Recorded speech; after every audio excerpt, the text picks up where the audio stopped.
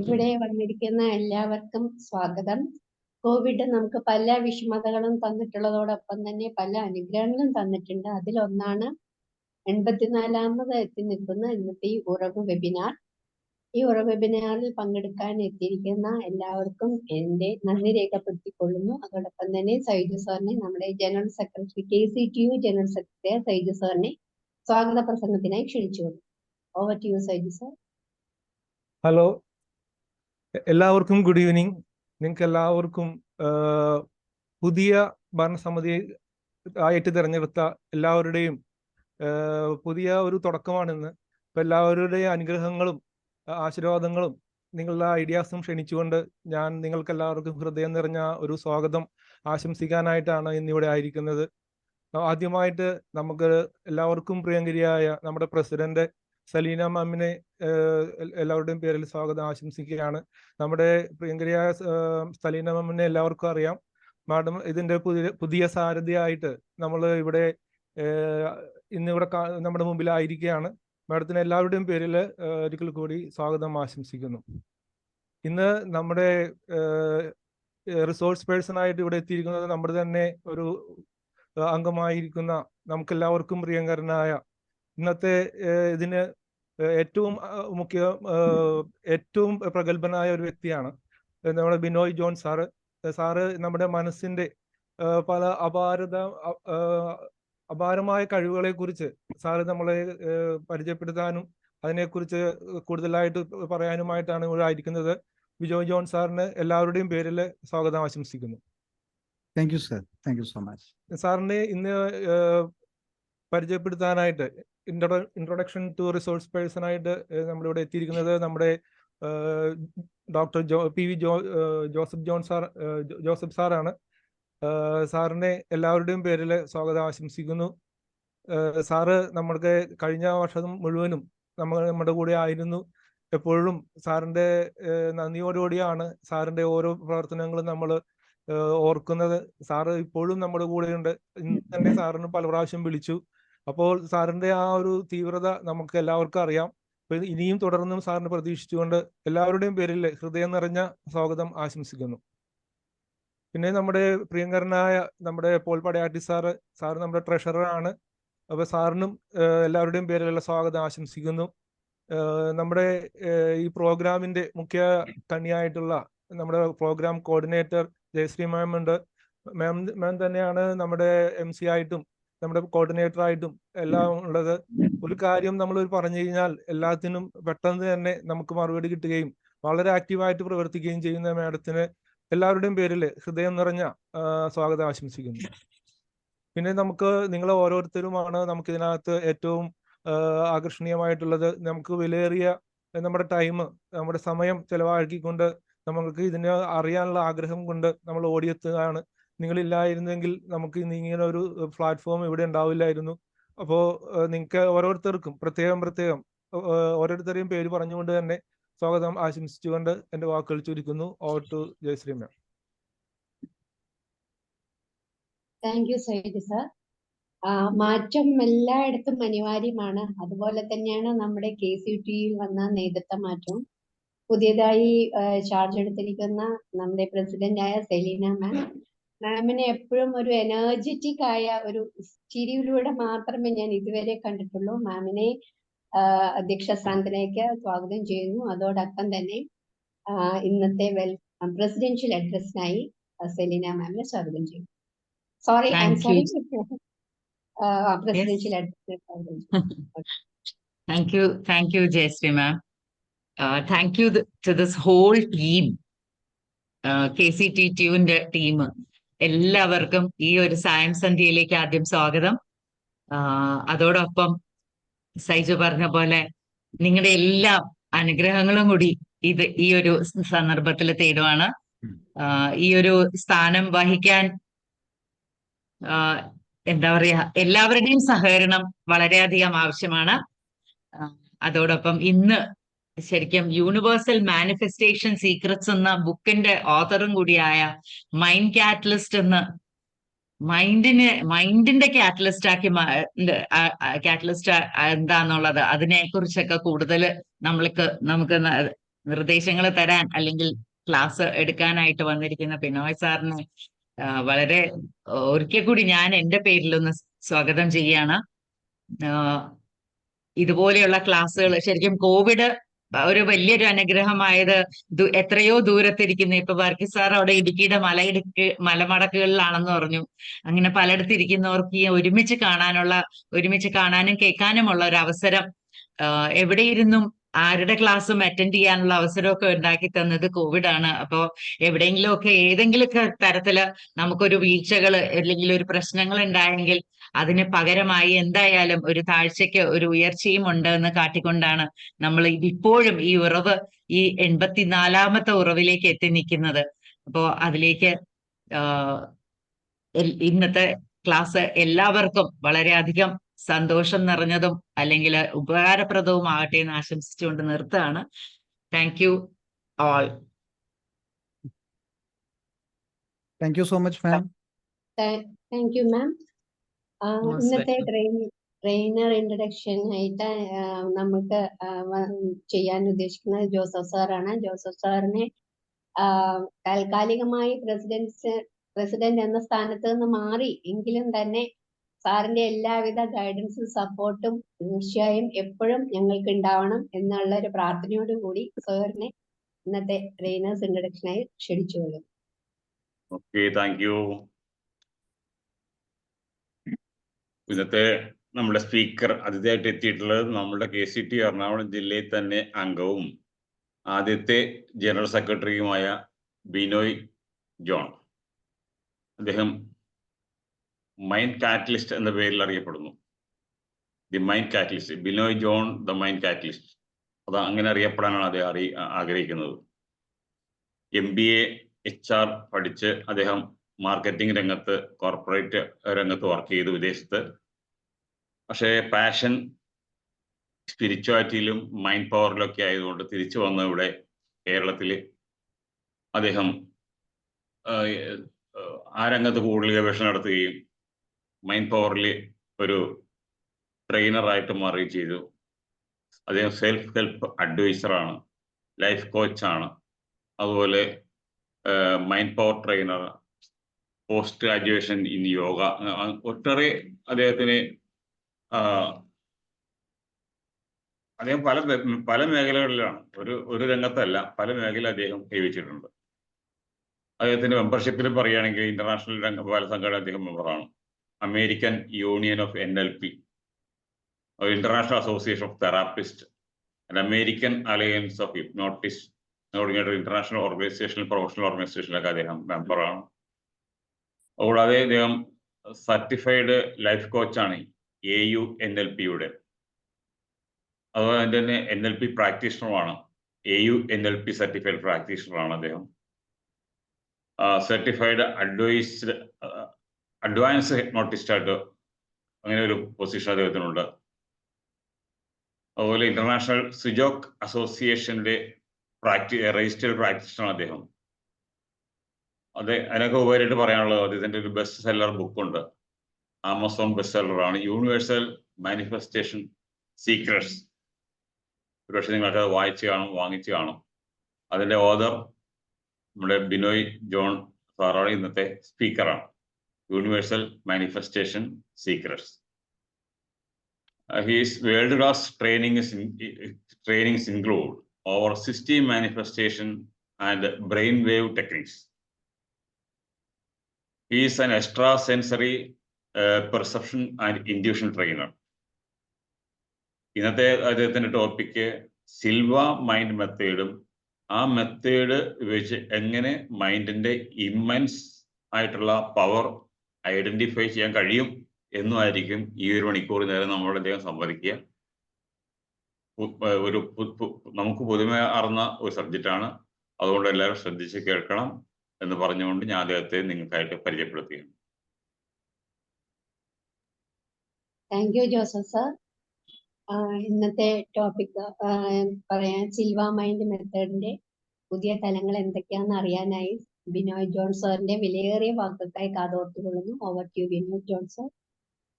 Thank you, Jayashree ma'am, Joseph sir, Paul Padati sir, Saiju sir, and all Tehsin ma'am, and all the people gathered over here.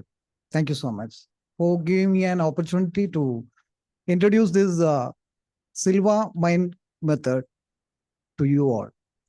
Okay. ഈ മെത്തേഡിനെ കുറിച്ച് പറയുന്നതിന് മുമ്പ് നമ്മളെല്ലാവരും പറയുന്ന ഒരു കാര്യമുണ്ടല്ലോ, അനുഭവം ഗുരു എന്നാണല്ലോ പറയുന്നത്, അല്ലേ? അനുഭവമാണ് ഗുരു ആവേണ്ടത്. ഞാൻ അങ്ങനെയാണ് വിശ്വസിക്കുന്നത്. എൻ്റെ ജീവിതത്തിലുണ്ടായ ചില അനുഭവങ്ങളാണ് എന്നെ ഈ പഠനങ്ങൾക്ക് പ്രേരിപ്പിച്ചത്. ഫോർ എക്സാമ്പിൾ, ഞാനൊരു 10-12 വയസ്സുള്ള സമയത്ത് കാണുന്ന സ്വപ്നങ്ങൾ അതുപോലെ നടക്കുമായിരുന്നു കേട്ടോ, ടു ബി വെരി ഫ്രാങ്ക്. അപ്പോൾ ഞാൻ ചിന്തിച്ചു ഇത് എന്തുകൊണ്ട് നടക്കുന്നു. അപ്പോൾ ചേട്ടൻ്റെ BSc ഡീലക്സ് സൈക്കിൾ, എൻ്റെ ജ്യേഷ്ഠൻ കാലത്ത് ഒരു 7:30 ആകുമ്പോൾ ട്യൂഷന് പോകും. എൻ്റെ തന്നെ പഠിപ്പിക്കുന്ന ഒരു ടീച്ചർ, ഒരു ചിന്നമ്മ ടീച്ചറുണ്ട്. ആ ചിന്നമ്മ ടീച്ചറിന്റെ മകള് ഷീബട്ട് ചേച്ചിയാണ് ട്യൂഷൻ എടുക്കുന്നത്. അന്ന് ഞങ്ങൾ വരാപ്പുഴ താമസിക്കുന്ന സമയമാണ്. ക്രിസ്തുനഗർ പള്ളിയുടെ അടുത്താണ് അവരുടെ വീട്. അപ്പൊ കാലത്തെ തന്നെ ഈ BSc ഡീലക്സ് സൈക്കിള്, ഞാനൊരു സ്വപ്നം കണ്ടു ചേട്ടന്റെ സൈക്കിള് പഞ്ചറായിട്ടിരിക്കുന്നത്. അപ്പൊ BSc ഡീലക്സ് സൈക്കിള് കള്ളന്മാരുടെ ശല്യം മൂത്തുകൊണ്ട് വീടിനകത്താണ് കൊണ്ടുവന്ന് വെക്കുന്നത്. അപ്പൊ ഇതിന്റെ നിങ്ങൾക്കറിയാം, പഴയ BSc ഡീലക്സ് സൈക്കിൾ ഉപയോഗിച്ചിട്ടുള്ളവർക്ക് അറിയാം, നമ്മൾക്കൊക്കെ എല്ലാം അറിയാവുന്ന ഒരു കാര്യമാണ്. അതിനൊരു സ്റ്റാൻഡ് ഉണ്ട്. ആ സ്റ്റാൻഡ് തട്ടുമ്പോഴാണ് അറിയുക അത് പഞ്ചറാണോ ഇല്ല എന്നുള്ളത്. അപ്പൊ ഞാൻ കാലത്ത് പല്ലും തെച്ചുകൊണ്ട് ഇങ്ങനെ നിൽക്കുന്ന സമയത്ത് ചേട്ടൻ ട്യൂഷൻ പോകാനായിട്ട് ധൃതി പിടിച്ച് ഈ BSc ഡീലക്സ് സൈക്കിള് ആ സ്റ്റാൻഡ് തട്ടുന്ന സമയത്ത് അത് പഞ്ചറായിട്ടിരിക്കുകയാണ്. ഈ എക്സാക്ട്ലി സെയിം ആ ഒരു രംഗം ഞാൻ അന്ന് വെളുപ്പിന് സ്വപ്നം കണ്ടിരുന്നു എന്നുള്ള. അതുപോലെ പല കാര്യങ്ങളും, ഒന്നല്ല. എനിക്ക് 16 വയസ്സുള്ളപ്പോഴാണ് എൻ്റെ ഗ്രാൻഡ് ഫാദർ മരിച്ചു എന്ന് ഞാൻ കാലത്ത് സ്വപ്നം കാണുകയാണ്. ഒരു 5:15 5:30 ഞാൻ ആ സ്വപ്നം കാണുന്നത്. ആ സ്വപ്നം കണ്ടത് അന്ന് രാത്രി 8:30 അദ്ദേഹം മരിക്കുക. ഞാൻ കാലത്ത് എൻ്റെ മദറിനോട് പറയുകയും ചെയ്തു. എൻ്റെ മദർ ഒരു ടീച്ചറായിരുന്നു കേട്ടോ. അപ്പോൾ കാലത്തെ വെളുപ്പിനൊക്കെ വിളിച്ച് എഴുന്നേൽപ്പിക്കും. പഠിക്കാനൊക്കെ അത്യാവശ്യം നന്നായിട്ടൊക്കെ പെർഫോം ചെയ്തിരുന്ന ഒരാളായിരുന്നു ഞാൻ. അപ്പോൾ കാലത്ത് വെളുപ്പിന് എഴുന്നേൽക്കുന്ന ഒരു സ്വഭാവം ഉണ്ടായിരുന്നു. അപ്പോൾ എനിക്ക് കാലത്തൊരു കോംപ്ലാൻ ബോയ് ആയിരുന്നു കേട്ടോ. അന്നൊക്കെ കോംപ്ലാൻ്റെ ഒരു മഗ്ഗൊക്കെ ഉണ്ട് നമ്മുടെ കയ്യിൽ. ആ കോംപ്ലാൻ മഗ്ഗിലാണ് കോംപ്ലാൻ ഒഴിച്ചിരുന്നത്. കാരണം പാല് നേരെ കുടിച്ചു കഴിഞ്ഞാൽ അപ്പം ഛർദ്ദിക്കുന്ന ഒരു അസുഖം എനിക്കുണ്ടായിരുന്നു. എനിക്കിഷ്ടമല്ലായിരുന്നു പാല് വെറുതെ കുടിക്കുമ്പോൾ അതിൻ്റെ പാടയൊക്കെ വരുമ്പോൾ എനിക്കൊരു ഒരു വിമ്മിഷ്ടമായിരുന്നു. അപ്പോൾ പാലകത്ത് ചെല്ലാൻ വേണ്ടിയിട്ട് ഇത് കോംപ്ലാനൊക്കെ കലക്കി തരുമായിരുന്നു. പിന്നെ ബോൺവിറ്റ ഉണ്ടായിരുന്നു ആ കാലഘട്ടത്തിൽ. പിന്നെ ബോണി മിക്സ് വന്നു. ഇപ്പൊ ഞാൻ ഓർക്കണം അന്നത്തെ കാലഘട്ടമൊക്കെ. അപ്പൊ അന്ന് ഒരു നടൻ, പിന്നീട് വലിയ നടനായിട്ടുള്ള പയ്യൻ ഒരു ലൂസ് ഷർട്ടൊക്കെ ഇട്ട് വന്നിട്ട് I am a Complan boy എന്നൊക്കെ പറയുന്നത് ഇപ്പോഴും നമ്മൾ ഓർക്കുന്നുണ്ടാവും ചിലപ്പോൾ. പഴയ പരസ്യങ്ങളൊക്കെ കണ്ടവർക്കറിയാം. പണ്ട് നമുക്കൊരു പെട്ടി TV ഉണ്ടായിരുന്നു. അപ്പോൾ ഞാൻ ഇപ്പോഴും ആലോചിക്കുകയാണ്, അതൊരു ശനിയാഴ്ച ആയിരുന്നു. That was on A Saturday. ആ മോർണിംഗിലാണ് ഞാൻ കാണുന്നത് എൻ്റെ ഗ്രാൻഡ് ഫാദർ, ഞങ്ങൾ അപ്പൻ എന്നാണ് വിളിക്കുന്നത്, എൻ്റെ ഡാഡിയുടെ ഫാദറാണ്. അദ്ദേഹത്തിന് അന്നൊരു 85 വയസ്സുണ്ട്. അപ്പൊ അന്ന് ഞാൻ കാണുന്നത് അദ്ദേഹം തലയിൽ ഇങ്ങനെ കൈ വെച്ചിട്ട് ഇങ്ങനെ മടങ്ങി കിടക്കുകയാണ്. എസ് വരച്ച പോലെ ഇങ്ങനെ മടങ്ങി വലത്തോട്ട് തിരിഞ്ഞു കിടക്കുന്നു. ആള് മരിച്ചു കിടക്കുന്ന ഒരു രംഗം ഞാൻ കണ്ടു. അന്ന് രാത്രി 8:30 ഞാൻ ഇപ്പോഴും ഓർക്കുന്നുണ്ട്. മഞ്ജരി ജോഷിയുടെ വാർത്ത, അതുപോലെ റീനി സൈമന്റെ ഒക്കെ വാർത്ത ദൂരദർശനിൽ നടക്കുന്ന സമയമാണ്. അതായത് ദൂരദർശനിൽ മലയാള സിനിമ കഴിഞ്ഞിട്ട് 15 മിനിറ്റ് വെച്ച് വാർത്ത ഉണ്ടായിരുന്നു. നിങ്ങൾ പഴയ ആൾക്കൊക്കെ അറിയാൻ പറ്റും, പണ്ട് ദൂരദർശൻ കണ്ടവർക്ക് അറിയാൻ പറ്റും. അപ്പോൾ ലാംഗ്വേജ് ഡെവലപ്പ് ചെയ്യാൻ വേണ്ടിയിട്ടാണ് ഇത് കണ്ടുകൊണ്ടിരുന്നത്, ഇംഗ്ലീഷ് വാർത്തയും ഹിന്ദി വാർത്തയൊക്കെ. അപ്പൊ അത് കണ്ടുകൊണ്ടിരിക്കുന്ന സമയത്താണ്. അത് കണ്ടുകൊണ്ടിരിക്കുന്ന സമയത്ത് ഏകദേശം ഒരു 8:30 ആവാറായപ്പോഴേക്കുമാണ് ഫാദർ ഫുഡുമായിട്ട് എൻ്റെ ഗ്രാൻഡ് ഫാദറിന്റെ റൂമിലേക്ക് കയറി ചെല്ലുന്നു. അവിടെ കയറി ചെന്നിട്ട് പെട്ടെന്ന് എന്നെയാണ് വിളിക്കുന്നത്. എടാ നീ ഓടി വന്നേന്ന് പറഞ്ഞു. അപ്പൊ ഞാൻ ചെന്ന് നോക്കുമ്പോൾ കാലത്ത് കണ്ട എക്സാക്ട്ലി സെയിം പൊസിഷനിലാണ് ഗ്രാൻഡ് ഫാദർ കിടക്കുന്നത്. He was not moving. എനിക്ക് പെട്ടെന്ന് ആ കാലത്ത് വന്ന ഷോക്ക് രണ്ടാമത് വന്നു. ഇത് ഞാൻ കാലത്ത് കണ്ടതാണല്ലോ, മമ്മിയോട് പറഞ്ഞതാണല്ലോ. How it happened? എന്തുകൊണ്ട് ഞാൻ അറിഞ്ഞു? ഞാൻ പല കാര്യങ്ങളും ചിന്തിച്ചു. അങ്ങനെയാണെങ്കിൽ മകൻ എൻ്റെ ഡാഡിയല്ലേ ഇത് ആദ്യം അറിയണ്ടേ? എന്തുകൊണ്ട് മകനെ അറിയിച്ചു ഇത്? ഈ കാര്യങ്ങള് ഇങ്ങനെ ഒരുപാട് സംഭവങ്ങൾ ഉണ്ടായിട്ടുണ്ട്. എനിക്ക് 23 വയസ്സുള്ളപ്പോൾ എൻ്റെ ഒരു സുഹൃത്തിനോട്, ഇവിടെ മാത്യു എന്നാണ് അവൻ്റെ പേര്, കരടി മാത്യു എന്ന് ഞങ്ങൾ വിളിച്ചിരുന്നു. മംഗലാപുരത്ത് ഞാൻ പഠിക്കുന്ന സമയത്ത് അവൻ അവിടെ BE എഞ്ചിനീയറിംഗ് പഠിക്കുകയാണ്. ഞാൻ മാനേജ്മെന്റ് ഗ്രാജുവേറ്റ് ആയിട്ട് പഠിക്കുന്ന സമയമാണ്. എൻ്റെ ഫൈനൽ ഇയർ ആണ്. അവൻ എന്നെക്കാൾ 2 വയസ്സിന് ഇളയതാണ്. അപ്പോൾ ഒരു പ്രൈവറ്റ് ഹോസ്റ്റലിലാണ് ഞാൻ. അവസാനത്തെ പരീക്ഷ എഴുതുമ്പോൾ ആ ഹോസ്റ്റലിൽ അവസാനത്തെ പരീക്ഷ എഴുതി പോകാൻ നിൽക്കുന്ന സമയത്ത് ഇവൻ എൻ്റെ അടുത്ത് വന്നു. അപ്പം ഞാനിങ്ങനെ ഫ്യൂച്ചർ പ്രെഡിക്റ്റീവ് എന്നൊക്കെ പറഞ്ഞിട്ട് ആ ഹോസ്റ്റലിൽ ഒരു കിംവദന്തി ഉണ്ടായിരുന്നു. ഇവൻ എന്തൊക്കെയോ ഇതുണ്ട്, ഇവൻ ആളൊരു കരുനാക്കനാണ്, ഇവൻ പറയുന്നതൊക്കെ നടക്കും എന്നൊക്കെ പലതും ആൾക്കാർക്ക് അനുഭവം ഉള്ളതുകൊണ്ട് ഇങ്ങനെ പറയുമായിരുന്നു. അപ്പോൾ ഈ മാത്യു എൻ്റെ അടുത്ത് വന്നപ്പോൾ ഞാൻ പറഞ്ഞു, മാത്യു നിനക്ക് നീന്തൽ അറിയുമെന്ന് ചോദിച്ചു, സ്വിമ്മിങ് അറിയുമെന്ന് ചോദിച്ചു. അപ്പോൾ മാത്യു പറഞ്ഞു, എനിക്ക് സ്വിമ്മിങ് അറിയാം ബിനോയ്, ഓക്കെ. ഞാൻ പറഞ്ഞു, എടാ നീ സൂക്ഷിക്കണം കേട്ടോ, വെള്ളം നിനക്ക് അപകടം കാണുന്നുണ്ട് എന്ന് ഞാൻ പറഞ്ഞു. ഇതൊരു മാർച്ച് മാസമാണ്, ഞങ്ങളുടെ ലാസ്റ്റ് സെമസ്റ്റർ മാർച്ച് മാസം പരീക്ഷ എഴുതി, ലാസ്റ്റ് പരീക്ഷ എഴുതി പോകുന്ന ദിവസമാണ്. പിറ്റേ ദിവസം ഞാൻ പോവുകയാണ്. അങ്ങനെ ഞാൻ മാർച്ച് മാസം അവിടെ നിന്ന് പോകുന്നു. മാത്യു ശരിക്കും എടപ്പള്ളിക്കാരനാണ്, ഒരു ടീച്ചറുടെ മകനാണ്. അവനൊരു ഒരു അനിയത്തി ഉണ്ടായിരുന്നു, 13 വയസ്സുള്ള അന്ന് അവനൊരു 18 വയസ്സാണ്. അപ്പോൾ ഇത് ഞാൻ നാട്ടിൽ വന്നു. മാർച്ച് കഴിഞ്ഞു, ഏപ്രിൽ, മെയ്, ജൂൺ മാസമായി. ജൂൺ മാസം മനോരമ പത്രത്തില് ഫാദർ പത്രം ആദ്യം വായിക്കുന്നത് അദ്ദേഹത്തിന്റെ അവകാശം കേട്ടോ, പുള്ളി അത് കഴിഞ്ഞ് ആർക്കും വിട്ടുകൊടുക്കുള്ളൂ. അപ്പൊ ഈ പത്രം വായിച്ചുകൊണ്ടിരിക്കുന്ന സമയത്ത് എന്നോട് പറയടാ, നിങ്ങളുടെ കോളേജിന്റെ പേരല്ലേ എഴുതിയേക്കുന്നതെന്ന് ചോദിച്ചു. 3 പിള്ളേര് വെള്ളത്തിൽ പോയിട്ടുണ്ടല്ലോ എന്ന് പറഞ്ഞു. ഞാനപ്പോ ആര്? ഞങ്ങളുടെ കോളേജോ? ഞാൻ വേഗം ചാടി ചെന്ന് ആ പത്രം വായിച്ച് നോക്കുമ്പോ മംഗലാപുരത്ത് എഞ്ചിനീയറിംഗ് വിദ്യാർത്ഥികൾ കുതിരമുക്ക് വെള്ളച്ചാട്ടത്തിനടുത്ത് ഇലക്ട്രിക് പ്രൊജക്ടിനടുത്തുള്ള തടാകത്തിൽ മുങ്ങി മരിച്ചു. അതിൽ ഞാൻ നോക്കുമ്പോ ഈ മാത്യുവിന്റെ ഫോട്ടോ ആണ് ആദ്യം. ഇതെന്നെ വീണ്ടും ചിന്തിപ്പിച്ചു, എന്താ ഇതിങ്ങനെ സംഭവിക്കുന്നത്? Why it is happening to me? Why not for others? Whether it happens to others? ഞാൻ ചോദിക്കാൻ തുടങ്ങി, എന്നോട് തന്നെ ചോദ്യങ്ങൾ ചോദിക്കാൻ തുടങ്ങി, എന്തുകൊണ്ട് ഇത് സംഭവിക്കുന്നു? ഇപ്പൊ ഞാൻ ചെറുപ്പത്തിലെ അയ്യർ ദി ഗ്രേറ്റ് എന്ന് പറഞ്ഞൊരു മൂവി കണ്ടിട്ടുണ്ട്. അയ്യർ ദി ഗ്രേറ്റ് നിങ്ങൾ കണ്ടിട്ടുണ്ടോ? Iyer the great Mammootty predict ചെയ്യുന്ന കാര്യങ്ങൾ ഇതൊക്കെ യെസ്, സെലീന മാം അവിടെ തംസപ്പ് പിടിക്കുന്നുണ്ട്. യെസ്, നിങ്ങളെ പറ്റുന്നവരൊന്ന് വീഡിയോയിൽ വരിക കേട്ടോ. ഞാനൊരു മീഡിയ മാത്രം കണ്ടിട്ടാണ് ഇങ്ങനെ സംസാരിക്കുന്നത്. പോൾ സാറിന്റെ നല്ല വെട്ടിത്തിളങ്ങുന്ന തല കാണുന്നുണ്ട്. ലോഹിതാക്ഷൻ സാറ് വളരെ സസൂക്ഷ്മം ശ്രദ്ധിച്ചിരിക്കുന്നത് കാണുന്നുണ്ട്. ഹൈദരാലി സാറിന്റെ നല്ല പച്ച കളർ തെളിഞ്ഞിങ്ങനെ കാണുന്നുണ്ട്. നല്ലൊരു ചിരിയൊക്കെ കാണുന്നുണ്ട്. നിങ്ങളുടെ ചിരിയൊക്കെ കാണട്ടെ please come on the video. Okay very good thank you so much. പറ്റുന്നവർ വീഡിയോയിൽ വരിക കേട്ടോ, പറ്റാത്തവർ വേണ്ട, പറ്റുന്നവർ ദയവ് ചെയ്ത് വരിക.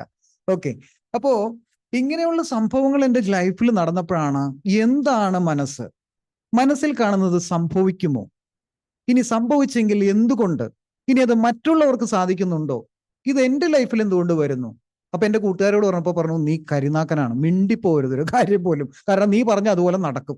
അപ്പൊ അങ്ങനെ ഒരു ചീത്തപ്പേരും കൂടിയായി. അതോടുകൂടി ഞാൻ ഷട്ടപ്പ് ദാമോദരനായി. പിന്നെ മിണ്ടാതിരിക്കാൻ തുടങ്ങി. മനസ്സിലായി? അതോടുകൂടി മിണ്ടാതെ ആരെയും ബുദ്ധിമുട്ടിക്കാതെ നമ്മുടെ മനസ്സിലിരുന്നാൽ മതിയല്ലോ. ഇനി വല്ലവരോടും പറഞ്ഞ് ഈ കരിനാക്കം പറഞ്ഞുകൊണ്ടാണ് ഞാൻ മരിച്ചത് അല്ലെങ്കിൽ എൻ്റെ അച്ഛൻ മരിച്ചേ എന്നുള്ള വാക്ക് കേൾക്കണ്ടല്ലോ. അപ്പൊ ഇത് വരുന്നതെല്ലാം ഞാൻ മിണ്ടാതായി. അപ്പൊ ഞാൻ വിചാരിച്ചു എനിക്കെന്തോ സൈക്കാട്രിക് പ്രോബ്ലം ആണെന്ന് വിചാരിച്ചു. എന്തോ പ്രശ്നമുണ്ട്, കാരണം എനിക്ക് മാത്രമുള്ള ഈ അബ്നോർമാലിറ്റി ഉള്ളൂ, മറ്റുള്ളവർക്കില്ലല്ലോ, എൻ്റെ കൂട്ടുകാർക്കില്ലല്ലോ, കോളേജിൽ പഠിക്കുന്നവർക്കും സ്കൂളിൽ പഠിക്കുന്നവർക്കൊന്നും ഇല്ല. ഇങ്ങനെ ഇതിന്റെ പുറകെ അന്ന് തുടങ്ങിയ ഒരു റിസർച്ചാണ്. എൻ്റെ 16ാമത്തെ വയസ്സിലാണ് എൻ്റെ ചിന്ത ആദ്യം വരുന്നത്. എൻ്റെ ഗ്രാൻഡ് ഫാദർ മരിച്ചപ്പോൾ ഉണ്ടായ ആ ഷോക്ക്. അപ്പൊ ഞാൻ ഇതിനെക്കുറിച്ച് പഠിച്ചപ്പോൾ പാരാസൈക്കോളജി, അതിലപ്പുറം വേറെ കാര്യങ്ങളുണ്ട്, ഇതിനപ്പുറം വല്ലതും ഉണ്ടോ? എപ്പോഴും ഞാൻ എന്തെങ്കിലും കിട്ടിക്കഴിഞ്ഞാൽ വാട്ട് ഈസ് ബിയോണ്ട് ഇറ്റ്, ഇതാണ് എൻ്റെ ചിന്തകൾ വരിക. എന്ത് കാര്യം കിട്ടിയാലും സംതിങ് ബിയോണ്ട് ദിസ് അതുണ്ട്, അത് കണ്ടുപിടിക്കണം എന്നുള്ള ഒരു ഗവേഷണ കൗതുകമുള്ള ഒരു വിദ്യാർത്ഥിയും കൂടിയായിരുന്നു ഞാൻ ചെറുപ്പകാലത്ത് പഠിക്കുമ്പോൾ. അങ്ങനെയാണ് ഞാൻ ഈ മനസ്സിനെ കുറിച്ചുള്ള പഠനങ്ങൾ ആരംഭിക്കുന്നത്. നാച്ചുറലായിട്ട് അത് എത്തിപ്പെട്ട തലങ്ങൾ എന്ന് പറഞ്ഞാൽ സിംപ്ലിഫൈഡ് കുണ്ടലിനി യോഗ ചെയ്ത സമയത്ത് എൻ്റെ 24ാമത്തെ വയസ്സിലാണ് ആ ദീക്ഷ എടുക്കുന്നത്. അപ്പൊ എനിക്ക് ദൈവം ഒരു ഓപ്പൺ മൈൻഡ് തന്നിരുന്നു, ഒരു ഹാർട്ട്, ഓപ്പൺ സോൾ. അപ്പോൾ എന്തിൻ്റെയും നല്ല ഭാഗങ്ങൾ പഠിക്കാൻ. ഇപ്പൊ ശ്രീനാരായണ ഗുരു പറഞ്ഞത് നല്ല കാര്യമാണെങ്കിൽ അത് സ്വീകരിക്കുക, ജീസസ് ക്രൈസ്റ്റ് പറഞ്ഞത് നല്ല കാര്യമാണ് സ്വീകരിക്കുക, മുഹമ്മദ് നബി പറഞ്ഞ നല്ല കാര്യങ്ങൾ സ്വീകരിക്കുക. എന്തിനും നമ്മൾ ഒരു മതത്തിൽ മാത്രം കെട്ടിയിടണം? ഞാൻ ഇപ്പോഴും ആലോചിക്കുകയാണ്, സെന്റ് ജോസഫ് കോൺവെന്റിൽ ഞാൻ പഠിക്കുന്ന സമയത്ത് ഞാൻ യാക്കോവക്കാരനായതുകൊണ്ട് എന്നെ മാറ്റി നിർത്തി കന്യാശ്രീ അമ്മ. അപ്പൊ ഞാൻ പറഞ്ഞു no, I want to go. വെള്ളിയാഴ്ച നൊവേന എനിക്ക് കാണണം, കാരണം ഇവരുടെ നൊവേന ഞാൻ കണ്ടിട്ടില്ല, എന്താ സംഭവിക്കുന്നതെന്ന് അറിയില്ല. ഞാൻ അവിടെ നൊവേനയും കണ്ടു. കുറച്ച് കഴിഞ്ഞപ്പോൾ എല്ലാവരും ചെന്ന് വാ പൊളിച്ച് ഓസ്തി തിന്നുന്ന കണ്ടു. ഞാനും പോയി ഓസ്തി തിന്ന് ഞാൻ പോന്നു. അതാണ് സംഭവിച്ചത്. എന്താണ് ഓസ്തി എന്നോ ഇത് എന്തിനാണ് കഴിക്കണമെന്നോ ഒന്നും എനിക്കറിയില്ല. 3ാം ക്ലാസ്സിൽ പഠിക്കുന്ന ബിനോയ് ജോൺ എന്ന് പറയുന്നത് നിക്കറിട്ട ബാലിനെ നിങ്ങളൊന്ന് കാണുക. നീല നേവി ബ്ലൂ കളറ് നിക്കറും ഒരു വെള്ള ഷർട്ടും ഒരു ടൈയും ഇട്ട ബിനോയ് ജോണിനെ നിങ്ങളൊന്ന് സങ്കല്പിക്കുക. അവൻ ഇങ്ങനെ ആ ചർച്ചിലേക്ക് കയറുകയാണ്. ചർച്ചിലേക്ക് കയറിയപ്പോൾ രാജേഷിനെ കയറ്റുന്നില്ല, സമീറിനെ കയറ്റുന്നില്ല, ബിനോയ് ജോണിനെ തടുത്തു നിർത്തുന്നു. അപ്പൊ ഞാൻ ചോദിച്ചു, കന്യാശ്രീയമ്മയോട് ചോദിച്ചു, എനിക്ക് പോകണം. നീ ക്രിസ്ത്യാനിയല്ലേ മോനെ, വല്ല പ്രശ്നമൊന്നും ഉണ്ടായാൽ പറയരുതട്ടെ, ഞാൻ ടീച്ചറിനോട് പറയും. അപ്പൊ തൊട്ടപ്പുറത്ത് സ്കൂളിലാണ് എൻ്റെ മദർ പഠിപ്പിക്കുന്നത്, ഹിന്ദി ടീച്ചറാണ്. ഞാൻ പറഞ്ഞു മമ്മിയോട് പറഞ്ഞു കുഴപ്പമൊന്നുമില്ല, പ്രശ്നമൊന്നുമില്ല, എന്തുണ്ടായാലും ഞാൻ സഹിച്ചോളാം, പ്രശ്നമൊന്നുമില്ല എന്ന് പറഞ്ഞ് ഞാൻ കയറി. അങ്ങനെ ഓസ്തി നിന്ന് ആദ്യത്തെ ഓസ്തി തീറ്റ അന്നത്തെ എൻ്റെ 3ാം ക്ലാസ്സിൽ പഠിക്കുമ്പോഴാണ്. അന്ന് മേരി സിസ്റ്റർ പറഞ്ഞ് ഞാനിപ്പോഴും ആലോചിക്കുകയാണ്. മോനെ എടാ ഇതൊക്കെ അങ്ങനെ. അപ്പൊ ഞാൻ ചോദിച്ചു, രാജേഷിനോട് ചോദിച്ചേടാ നീ എന്താ അമ്പലത്തിൽ കയറാത്തെ, സോറി നീ എന്താ പള്ളി കയറാത്തെ? അപ്പൊ അവൻ പറഞ്ഞു എടാ ഞാൻ അമ്പലക്കാരനാ. സമീറിനോട് ചോദിച്ചു, പറയടാ ഞങ്ങൾക്ക് മോസ്കിലേ പോവാവോ, വേറെ എങ്ങും കയറാൻ പാടില്ല. അപ്പൊ ഞാൻ ചെന്നിട്ട് ഈ മേരി സിസ്റ്ററിനോട് ചോദിച്ചു, സിസ്റ്ററെ ഞങ്ങൾക്ക് എല്ലാവർക്കും ഈ ചർച്ചിൽ കയറിയാലോ, ഈ പള്ളിയിൽ കയറിയാ എന്തെങ്കിലും സംഭവിക്കുമോ, യേശുവപ്പന് എന്തെങ്കിലും സംഭവിക്കുമോ എന്ന് ചോദിച്ചേ. സിസ്റ്റർ ഒരു വല്ലാത്ത ഇങ്ങനെ കൈ വെച്ചിട്ട് ഇങ്ങനെ നിന്ന് എപ്പോഴും എനിക്ക് ഓർമ്മയുണ്ട്. അപ്പോൾ സിസ്റ്റർ അന്ന് വളരെ സ്നേഹത്തോടു കൂടി എൻ്റെ കയ്യിൽ ഒരു മാഗസിൻ എടുത്തു തന്നു, സ്നേഹസേന. മോനെ നിന്നെ പോലെ ചിന്തിക്കുന്നവർക്ക് പറ്റിയൊരു മാഗസിനാ, മമ്മിയോട് പറയുക. അമ്മി അപ്പുറത്തൊരു സ്കൂളിലെ ടീച്ചറാണ്, അറിയാം മേരി സിസ്റ്ററിന്. മേരി സിസ്റ്റർ സ്നേഹസേന എടുത്ത് എൻ്റെ കയ്യിലേക്ക് തന്നു. അപ്പോൾ ഞാൻ നോക്കുമ്പോൾ അതിനകത്ത് ചാവറ കുര്യാക്കോസ് അച്ഛൻ, അൽഫോൻസാമ, അങ്ങനെ ഒരുപാട് Saint Francis of Assisi, Saint Germain, അങ്ങനെ ഒരുപാട് വിശുദ്ധന്മാരുടെ കഥകളൊക്കെയാണ്. എനിക്കിത് ഭയങ്കര ഇഷ്ടമായിരുന്നു. സചിത്രമായിട്ടുള്ള കഥകളാണ്. ഈ കഥകളൊക്കെ വായിച്ചാണ് ഞാൻ പിന്നീട് വളർന്നത്. അപ്പൊ എനിക്ക് മനസ്സിലായി സാധാരണ ജനത്തിലും വ്യത്യസ്തമായിട്ട് ജീവിക്കുന്ന കുറച്ച് ആളുകളുണ്ട്. അവര് സ്പിരിച്വാലിറ്റിയിൽ ഊന്നിയിട്ട് മുന്നോട്ട് പോകുന്ന ആൾക്കാരാണ് എന്ന് എനിക്കന്ന് പിടികിട്ടി. എങ്കിൽ ഇതെന്താണ്? ഇങ്ങനെയുള്ള ചോദ്യങ്ങൾ എൻ്റെ മനസ്സിലുള്ളപ്പോഴാണ് ഇങ്ങനെയുള്ള സംഭവങ്ങൾ ഉണ്ടാവുന്നത്. അപ്പൊ ഞാൻ ഇവരുടെ ജീവിതകഥ പഠിച്ചപ്പോൾ അവരുടെ ലൈഫിലും അങ്ങനെ ഉണ്ടായിട്ടുണ്ട്. അപ്പൊ ഞാൻ വിചാരിച്ചു ഞാനൊരു വിചിത്ര ജീവിയാണോ ഇനി കുറച്ച് നാൾ കഴിയുമ്പോൾ ചാവറ കുര്യാക്കോസിനെ ആ ചില്ലുംകൂട്ടിൽ നിർത്തിയേക്കുന്ന പോലെ ഞാനൊന്ന് നിന്നാലോ? എന്റെ അതിമോഹമാണ് തൊട്ട് വന്നത്തെ. അപ്പോ ആ ഇടയ്ക്കാണ് ഞാൻ അതിന്റെ തലേ കൊല്ലമാണ് 84. ഞാൻ ഇപ്പോഴും ഓർക്കുന്നുണ്ട്, മാർപ്പാപ്പ വന്നിട്ട് ഇവരെ വിശുദ്ധരായിട്ട് പ്രഖ്യാപിക്കുന്നതൊക്കെ എനിക്ക് പത്രത്തിൽ വലിയ വാർത്തയൊക്കെ മനോരമയിൽ വന്ന് ഞാൻ ഓർക്കുകയാണ്. അൽഫോൻസാമയും അതുപോലെ തന്നെ ചാവറ കുര്യാക്കോസിനെയും വാഴ്ത്തപ്പെട്ടവരായിട്ട് പ്രഖ്യാപിക്കുന്നു. അപ്പോൾ ഞാൻ ചെല്ലുമ്പോൾ ഞാൻ പിന്നീട് പഠിച്ചത് ചാവറ കുര്യാക്കോസച്ചൻ അവസാന കാലത്ത് ജീവിച്ച കൂനമാവ് സ്കൂളിലാണ്. അവിടുത്തെ ടീച്ചറാണ് എൻ്റെ മദർ. അവിടെയാണ് ഞാൻ 10ാം ക്ലാസ് വരെ പിന്നീട് പഠിക്കുന്നത്. 4ാം ക്ലാസ് വരെയാണ് സെന്റ് ജോസഫ് കോൺവെന്റിൽ പഠിച്ചത്. അത് കഴിഞ്ഞ് ആണുങ്ങൾക്ക് അവിടെ പഠിക്കാൻ പാടില്ല. 5ാം ക്ലാസ് മുതൽ ചാവറ കുര്യാക്കോസിന്റെ അടുത്തായി. ഓക്കെ. അപ്പൊ അങ്ങനെ അവിടെ ചെല്ലുമ്പോൾ അവിടെ ചാവറ കുര്യാക്കോസിന്റെ വിശ്വാസവും കാര്യങ്ങളും ഒക്കെ ആയിട്ട് ആളുകൾ പോകുന്നതും അതിൽ നിന്ന് പല അനുഗ്രഹങ്ങൾ കിട്ടുന്ന കഥകളും ഒക്കെ ഞാൻ കേൾക്കാനായിട്ട് ഇടവന്നു. അപ്പൊ ഞാൻ ആലോചിച്ചു, ഈ സാധാരണ മനുഷ്യരിൽ നിന്ന് ചാവറ കുര്യാക്കോസത്തിന് എന്താ വ്യത്യാസം? മദർ തെരേസയ്ക്ക് എന്താ വ്യത്യാസം? അതുപോലെ അൽഫോൻസാമയ്ക്ക് എന്താ വ്യത്യാസം? അപ്പൊ ഈ വ്യത്യാസത്തെ കുറിച്ച് നോക്കിക്കഴിഞ്ഞപ്പോൾ അവർക്കൊക്കെ ഒരു പ്രത്യേകമായ ജീവിത ശൈലി ഉണ്ടായിരുന്നു. അവർ ദൈവികമായിട്ട് വളരെ ശ്രദ്ധാലുക്കളായിരുന്നു, ദൈവികതയിൽ നടന്നവരായിരുന്നു, അവരുടെ ചിന്തകൾ വ്യത്യസ്തമായിരുന്നു. ഇതൊക്കെ ഞാൻ മനസ്സിലാക്കി. അപ്പൊ ഞാനൊന്ന് പ്രഖ്യാപിച്ചു. എന്നോട് ചോദിച്ചു, എടാ നിനക്ക് ആരാവണമെന്ന് ചോദിച്ചു.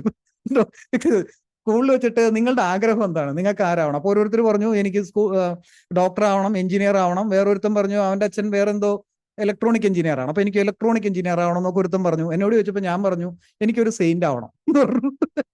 എനിക്കതേ അറിയുള്ളൂ, കാരണം അതാണല്ലോ ഏറ്റവും നല്ല. എന്നെ രൂപക്കൂട്ടിലൊക്കെ നിർത്തുമല്ലോ, നല്ല സുഖമല്ലേ? ആൾക്കാർ വന്ന് മുത്തിയിട്ടൊക്കെ പോവും, നമ്മുടെ മുമ്പിൽ നിന്ന് മെഴുകുതിരി എത്തിക്കും, നല്ല സുഖമല്ലേ? രൂപക്കൂട്ടിലൊക്കെ നിന്നാൽ മതിയല്ലോ, എല്ലാവരും വന്ന് നമ്മളെ തൊഴുതിട്ട് പോവും. അതാണ് ഞാൻ ചെറുപ്പത്തിൽ വിചാരിച്ചത്. അപ്പൊ ഞാൻ പറഞ്ഞു എനിക്ക് ചാവറ കുര്യാക്കോസിനെ പോലെ അങ്ങനെയൊക്കെ ഒരു സെയിന്റ് ആയാൽ മതി എന്ന് പറഞ്ഞു. സിസ്റ്റർ ഒരു ചിരി അങ്ങ് തുടങ്ങി. അത് കഴിഞ്ഞിട്ട് എന്നെ ഒറ്റയ്ക്ക് വിളിച്ചിട്ട് പറഞ്ഞു, മോനേടാ നീ എന്താ ഇങ്ങനെയൊക്കെ പറയണേ എന്ന് ചോദിച്ചു. അപ്പൊ ഞാൻ പറഞ്ഞു എനിക്കറിയില്ല സിസ്റ്റർ, എനിക്ക് അങ്ങനെ തോന്നണം, നല്ല കാര്യമല്ലേ എന്ന് ചോദിച്ചു. അപ്പൊ പുള്ളിക്കാരി എന്നെ ഒന്ന് പുറത്ത് കെട്ടിയിട്ട് എന്തായാലും മോനെ ദൈവം അനുഗ്രഹിക്കട്ടെ എന്ന് പറഞ്ഞിട്ട് എന്റെ തലയെ കൈവച്ച് ഈ മേരി സിസ്റ്റർ ഇപ്പോഴും അനുഗ്രഹിച്ച് ആ തലയിൽ എന്റെ കൈ പതിഞ്ഞത് ഇപ്പോഴും എനിക്ക് ഓർമ്മയുണ്ട്. അവരൊക്കെ ദിവ്യത്വമുള്ള കന്യാസ്ത്രീമാരായിരുന്നു കേട്ടോ അന്നത്തെ കാലത്തൊക്കെ. ഇന്നത്തെ കാലമല്ല അത്. അപ്പോൾ ഞാൻ ആലോചിക്കണം അവരുടെയൊക്കെ അനുഗ്രഹമുണ്ട് കൂടെ. തീർച്ചയായിട്ടും അവരുടെയൊക്കെ അനുഗ്രഹമാണ്. നമ്മുടെ ആദ്യ അക്ഷരം പഠിപ്പിച്ച ആ മേരി സിസ്റ്റർ, അതുപോലെ തന്നെ ഇപ്പോഴും 78ാമത്തെ വയസ്സിൽ ജീവിച്ചിരിക്കുന്ന സിസ്റ്ററിനെ, വേറൊരു സിസ്റ്ററുണ്ട്, ആ സിസ്റ്ററിനെ കഴിഞ്ഞ അലുമിനി മീറ്റിങ്ങിൽ ഞങ്ങൾ കൊണ്ടുവന്നു. അവരൊക്കെ എത്ര ഞങ്ങൾ സ്നേഹിക്കുന്നത്, എന്നെ തിരിച്ചറിഞ്ഞവര്. ഇത്രയും പ്രായമായിട്ടും എന്നെ കണ്ടിട്ട് തലേ കഴിച്ചിട്ട് പറഞ്ഞു, മോനേടാ നീ ബിനോയ് ജോൺ അല്ലേ? കറക്റ്റ് എന്റെ ഇത് പറയാണ്, ബിനോയ് ജോൺ എന്ന് തന്നെ കറക്റ്റ് പറയാണ്. ഞാൻ പറഞ്ഞു സിസ്റ്റർ എങ്ങനെ ഇങ്ങനെ ഓർത്തിരിക്കുന്നത്? അപ്പൊ പറഞ്ഞു എടാ എനിക്ക് ഓർമ്മയുണ്ട് നിന്റെ മമ്മി സ്കൂളിൽ വരുന്നതും നിന്നെ കൊണ്ടുപോകുന്നതും നിന്നെ ജോയിൻ ചെയ്യിക്കാൻ കൊണ്ടുപോകുന്ന ദിവസവും എല്ലാം എനിക്കെല്ലാം ഓർമ്മയുണ്ടെന്ന് പറയാണ്. അത് എത്ര നല്ല സിസ്റ്റർ ആയിരുന്നു ആലോചിക്കണം. ഞങ്ങൾ അലുമിനി മീറ്റിംഗ് കൂടിയ ഭൂരിഭാഗം ആൾക്കാരെ ആ സിസ്റ്റർ തിരിച്ചറിഞ്ഞു എന്നുള്ളതാണ്. ഓക്കെ. അപ്പോൾ ഈ അനുഭവങ്ങളാണ്. അപ്പൊ എനിക്ക് തോന്നി എന്തോ ഒരു പ്രത്യേകത എനിക്കുണ്ടോ എന്നൊരു ഒരു തോന്നൽ എൻ്റെ മനസ്സിലുണ്ടായിരുന്നു. അപ്പോൾ എനിക്ക് 12ാമത്തെ വയസ്സിൽ ഈ ഇടത് ചെവിക്ക് ഒരു അസുഖം വന്നു. അതായത് ഭയങ്കരമായിട്ട് അതിൽ ഇൻഫെക്ഷൻ ഉണ്ടാവുക, പസ് വരിക, അങ്ങനെയൊക്കെ ഉള്ളൊരു പ്രശ്നം ഉണ്ടായിരുന്നു. അപ്പൊ അതിന് പല മരുന്നുകളൊക്കെ ചെയ്ത് നോക്കിയിട്ട് ഓക്കെ ആവുന്നില്ല. അവസാനം എൻ്റെ ഒരു ചാച്ചനുണ്ട്, ഒരു ഡോക്ടർ ജേക്കബ്. അദ്ദേഹം വരാപ്പുഴ മെഡിക്കൽ സെന്ററിൽ ഇരുന്ന കാലഘട്ടം ഉണ്ടായിരുന്നു. സക്രിയ ഡോക്ടർക്ക് ഇല്ലേ, സക്രിയ ഡോക്ടർ വലിയ സുഹൃത്തായിരുന്നു. ഒരുപക്ഷെ ഈ ഏരിയയിലുള്ളവർക്ക് അറിയായിരിക്കും സക്രിയ ഡോക്ടറിന്. സക്രിയ ഡോക്ടർ വലിയ സുഹൃത്തായിരുന്നു. അപ്പൊ ആ ഹോസ്പിറ്റലിൽ എൻ്റെ ചാച്ചൻ, അതായത് മമ്മിയുടെ കൊച്ചപ്പൻ്റെ മകൻ അവിടെ വർക്ക് ചെയ്യുന്നു. അപ്പൊ അദ്ദേഹം എന്നോട് സജസ്റ്റ് ചെയ്തു, ജനറൽ ഹോസ്പിറ്റലിൽ വർക്ക് ചെയ്യുന്ന ഒരു ഡോക്ടറുണ്ട്, ആ ഡോക്ടറെ പേര് ഞാൻ പറയുന്നില്ല കേട്ടോ, ആ ഡോക്ടറെ അടുത്ത് പോയാൽ മതി, എനിക്ക് പരിചയമുണ്ട്, നീ അവിടെ ചെന്ന് കാണിക്കുക, ENT ആണെന്ന് പറഞ്ഞു. ENT എന്നെ കണ്ടു, എന്നിട്ട് പറഞ്ഞു ഈ കർണപുടത്തിൽ ഒരു ഹോളുണ്ട്, അത് ഓപ്പറേറ്റ് ചെയ്യേണ്ടി വരും, എന്തായാലും നീ ഒരു കാര്യം ചെയ്യ്, നമ്മൾക്കൊരു 2 ആഴ്ച 3 ആഴ്ച കഴിയുമ്പോൾ ഞാനൊരു ഡേറ്റ് തരാം, വിളിച്ചാൽ മതി എന്ന് പറഞ്ഞു. അങ്ങനെ വിളിച്ചു കഴിഞ്ഞപ്പോൾ 3 ആഴ്ചയ്ക്ക് ശേഷം ഒരു ഡേറ്റ് തന്ന് ഓപ്പറേഷന് പോവുകയാണ്. അപ്പൊ ഈ മേരി സിസ്റ്റർ എന്നോട് പറഞ്ഞിരുന്നു, മോനെ എന്തെങ്കിലും പ്രശ്നമുണ്ടെങ്കിൽ നീ പ്രാർത്ഥിക്കണം, യേശുവപ്പനെ ഓർത്ത് പ്രാർത്ഥിക്കണം. അപ്പൊ എങ്ങനെ പ്രാർത്ഥിക്കണം എന്ന് പഠിപ്പിച്ചതെന്ന് വെച്ചാൽ, എവിടെയാണോ അസുഖം ഉള്ളത് ആ ഭാഗത്ത് കൈവയ്ക്കുക, എന്നിട്ട് ഒരു 101 തവണ യേശുവേ എന്നിൽ കനിയണമേ എന്ന് പ്രാർത്ഥിച്ചുകൊണ്ട് നിന്റെ ആവശ്യം പറയുക. 101 തവണ അത് പറഞ്ഞിട്ട് നിന്റെ ആവശ്യം ദൈവത്തോട് പറയാമെന്നത്. ഞാനപ്പോ എനിക്ക് ഓപ്പറേഷൻ എന്ന് പറഞ്ഞാൽ ഭയങ്കര പേടിയായിരുന്നു. എൻ്റെ ചെവിയൊക്കെ കീറി പൊളിച്ച അയാള് മൊത്തത്തില് ENT എന്നെ മൊത്തത്തിൽ അങ്ങ് വിഴുങ്ങിക്കളയുന്ന വിചാരിച്ചത്. കാരണം ആദ്യത്തെ തവണ ചെന്നപ്പോ തന്നെ കക്ഷി ഒരു വലിയ ഒരു ബൾബൊക്കെ എടുത്ത് വെച്ച് തലയിൽ ഫിറ്റ് ചെയ്തിട്ട് എന്നെ ഇങ്ങനെ ഒരു നോട്ടം നോക്കി. എനിക്ക് ഡോക്ടറെ അല്ല കാണാൻ പറ്റിയത്, ഞാൻ കണ്ടത് ഒരു ഡ്രാക്കുളയാണ്. സത്യം പറഞ്ഞ എനിക്ക് തോന്നി ഇയാൾ എന്നെ കൊല്ലാൻ വരികയാണോ എന്നാണ് എനിക്ക് ആദ്യം തോന്നി. അപ്പൊ അത് എന്നെ പേടിപ്പെടുത്തി ഭയങ്കരമായിട്ട്. ആ ലൈറ്റ് അടിക്കുന്നതും ചെവിയിലിട്ട് കോലിട്ടിളക്കുന്നതും എനിക്ക് വേദന എടുക്കുന്നതും, ഇയാൾ ഇങ്ങനെ ചെയ്യുന്നെങ്കിൽ ഇനി ഓപ്പറേഷൻ ചെയ്യുമ്പോൾ എന്തൊക്കെയായിരിക്കും ചെയ്യുക, അങ്ങനെ എൻ്റെ ചിന്തകളങ്ങ് കാട് കയറി. അപ്പൊ ഞാൻ തീരുമാനിച്ചു, മേരി സിസ്റ്റർ പറഞ്ഞ പരിപാടി ഒന്ന് പരീക്ഷിക്കാം. ചെവിയിൽ കൈവയ്ക്കും, രാത്രി എല്ലാവരും പോയി കിടന്നു കഴിയുമ്പോൾ ചേട്ടന്റെ കൂടെ ഞാൻ കിടക്കുന്ന ഒരു ഡബിൾ കോട്ടിലാണ്, ചേട്ടൻ അപ്പോൾ തന്നെ ഉറങ്ങും, ഞാൻ എഴുന്നേറ്റിരിക്കും, എന്നിട്ട് ചെവിയിൽ കൈവയ്ക്കും. ഈ മേരി ടീച്ചർ, ഈ സിസ്റ്റർ പറഞ്ഞ പോലെ ഇങ്ങനെ ചെയ്യാൻ തുടങ്ങി. ഈ 3 ആഴ്ച ഞാനിത് ചെയ്തു. 3-ാമത്തെ ആഴ്ച അവിടെ ചെന്നു. ഡോക്ടറിന് തന്നെ അത്ഭുതം, നീ എന്ത് മരുന്നാ ചെയ്തതെന്ന് ചോദിച്ചു. അങ്കിളെ എന്ത് മരുന്നാ കൊടുത്തതെന്ന് എൻ്റെ ഫാദറിനോട് ചോദിക്കാം. അപ്പൊ ഫാദർ പറഞ്ഞു, ഞാനിവന് മരുന്നൊന്നും കൊടുത്തില്ലല്ലോ, നിങ്ങൾ ഓപ്പറേഷൻ പറഞ്ഞിരിക്കല്ലേ, പിന്നെ നമ്മളത് ഓപ്പറേഷൻ ചെയ്ത് മാറ്റാനല്ലേ വന്നത്. പുള്ളിക്ക് സംശയം, ഇനി റൈറ്റ് ഇയർ ആണോ ലെഫ്റ്റ് ഇയർ ആണോ. പുള്ളി വീണ്ടും നേരത്തെ എടുത്ത് നോക്കുകയാണ്, റിപ്പോർട്ട് എടുത്ത് നോക്കുമ്പോൾ അതിനകത്ത് കാണുന്നത് ലെഫ്റ്റ് ഇയർ തന്നെയാണ്. എടാ നിന്റെ ഏത് ചെവിക്കായിരുന്നടാ കുഴപ്പം? അപ്പൊ ഞാൻ പറഞ്ഞു, ഇടത് ചെവിക്കാണ്. നീ ഇങ്ങനെ തൊട്ട് കാണിച്ചു കൊടുത്തു. എന്താ നീ പറയുന്നത്? അദ്ദേഹം ട്യൂണിങ് ഫോർക്ക് എടുത്ത് വീണ്ടും അടിച്ചിട്ട് എൻ്റെ റൈറ്റിലും ലെഫ്റ്റിലും വെച്ചു. കേൾക്കുന്നുണ്ടോ? അകലെ പിടിച്ചു. കേൾക്കുന്നുണ്ടോ? ഓക്കെ. കേൾക്കുന്നുണ്ടോ? ഓക്കെ. അത് കഴിഞ്ഞിട്ട് പുള്ളി ഒരു കോൺ പോലത്തെ ഒരു സാധനമൊക്കെ ചെവിയിൽ തിരികിയിട്ട് തിരിപ്പിക്കൽ തുടങ്ങി, പഴയ തിരിപ്പിക്കൽ. അപ്പോഴേക്കും എനിക്ക് പേടി തുടങ്ങി, ദൈവമേ ഇയാൾ തുടങ്ങിയ പരിപാടി. ആ ലൈറ്റും വെച്ചിട്ട് മുന്നോട്ട് വരികയാണ് ഡ്രാക്കുള വീണ്ടും. അപ്പൊ ഞാൻ വിചാരിച്ചു, ഇനി തീർന്നു പണി, എൻ്റെ ദൈവമേ എൻ്റെ ചെവി ഇന്ന് ഇയാൾ കുളമാക്കും. അത്ഭുതം എന്ന് പറയട്ടെ, അദ്ദേഹം പറയാണ്, ഇതെന്താ സംഭവം ഇത്? അങ്കിളെ നിങ്ങൾ വല്ല മരുന്നും ചെയ്തോ, ഇവന് എന്തെങ്കിലും ചികിത്സ ചെയ്തോ എന്ന് ചോദിച്ചു. അപ്പോ പറഞ്ഞു ഇല്ല എന്ന് പറഞ്ഞു. അപ്പോൾ പുള്ളി പറയാണ്, ഇനിയിപ്പോ ഓപ്പറേഷന്റെ ആവശ്യമില്ല, ഹി ഹാസ് ഗോട്ട് ക്യൂർഡ്. എനിക്കുണ്ടായ ഒരു ആഹ്ലാദം, ഞാൻ ബസ്സിൽ നെഞ്ചിടിപ്പ് കൂടിയിട്ട് മരിക്കാഞ്ഞ ഭാഗ്യം ഒരു നന്ന്. പോണ വഴിക്ക് തിരിച്ചു വരാൻ നേരത്തെ എൻ്റെ സന്തോഷം കൊണ്ട് ഹൃദയം വെടിപ്പ് കൂടി, ഒരു കരച്ചിലും വന്നു, ദൈവമേ നന്ദി യേശുവപ്പ എന്നെ കാത്തല്ലോ എന്ന്. പിന്നീട് അറിഞ്ഞു ആ ഡോക്ടർ ചെയ്ത പല കേസും ഫ്ലോപ്പായിരുന്നെന്ന്. പലരോട്ടത്ത് നിന്ന് കട നടത്തുന്നുണ്ടായിരുന്നു. അതാണ് ആ ഡോക്ടർ പേര് ഞാൻ പറയാത്തത്. പലരോട്ടത്ത് കട നടത്തുന്ന സമയത്ത് അവിടെ ഒരു ആന്റണി എന്ന് പറഞ്ഞ ചേട്ടൻ ചെന്നിട്ട് പറഞ്ഞു, ഇങ്ങനെ മോഹൻ ഇങ്ങനെ ഒരു പ്രശ്നം ഉണ്ടായിട്ട് കൊണ്ടുപോയി, ഇന്ന ഡോക്ടറാണ്, പ്രശ്നമൊന്നും ഉണ്ടായില്ല എന്ന് പറഞ്ഞു വിട്ടു. എൻ്റെ പൊന്നു ജോണേട്ടാ, നന്നായി, മോന്റെ ചെവി അയാൾ കുളമാക്കിയില്ലല്ലോ. കാരണം അയാൾ ചെയ്ത പല കേസുകളും ഫ്ലോപ്പായി എന്ന് പറഞ്ഞിട്ട് ഒരുപാട് കേസുകളുണ്ട് അത്ര. ദൈവത്തിന്റെ അനുഗ്രഹം എന്ന് എനിക്ക് മനസ്സിലായി. ഇതാണ് എൻ്റെ ആദ്യത്തെ ഹീലിംഗ് അനുഭവം. അപ്പൊ ഇതൊക്കെ എങ്ങനെ സംഭവിച്ചു? അപ്പൊ എനിക്ക് മനസ്സിലായി, ഹീലിംഗ് ഒക്കെ really it happens. Why it happens, how it happens, which force makes it happen. ഇങ്ങനെയുള്ള കുറേ ചോദ്യങ്ങൾ എൻ്റെ മനസ്സിൽ വരാൻ തുടങ്ങി. അങ്ങനെയാണ് മനസ്സിനെ കുറിച്ചുള്ള പഠനം തേടി യോഗ, മെഡിറ്റേഷൻ, അത് പല രീതിയിലുള്ള meditation, reiki, pranic healing, Su Jok therapy എന്ന് വേണ്ട ഞാൻ പോവാത്ത സ്ഥലങ്ങളൊന്നുമില്ല. അവസാനം 24-ാമത്തെ വയസ്സിൽ ചെന്നുപെട്ടത് ഈ പറഞ്ഞ പോലെ സിംഹത്തിന്റെ മടയിലാണെന്ന് പറഞ്ഞ പോലെ ചെന്നുപെട്ടത് ശാർഗദൻ സാറിന്റെ മുമ്പിലാണ്. അദ്ദേഹം സിംപ്ലിഫൈഡ് കുണ്ടലിനി യോഗ വിദഗ്ധനായിരുന്നു, കായംകുളത്തായിരുന്നു. ഞാൻ അന്ന് തിരുവല്ല കേന്ദ്രമാക്കിയിട്ട് പുഷ്പഗിരിയിലൊക്കെ ഒരു ചെറിയൊരു പ്രൊജക്റ്റ് ഒക്കെ ചെയ്യുന്ന സമയമായിരുന്നു.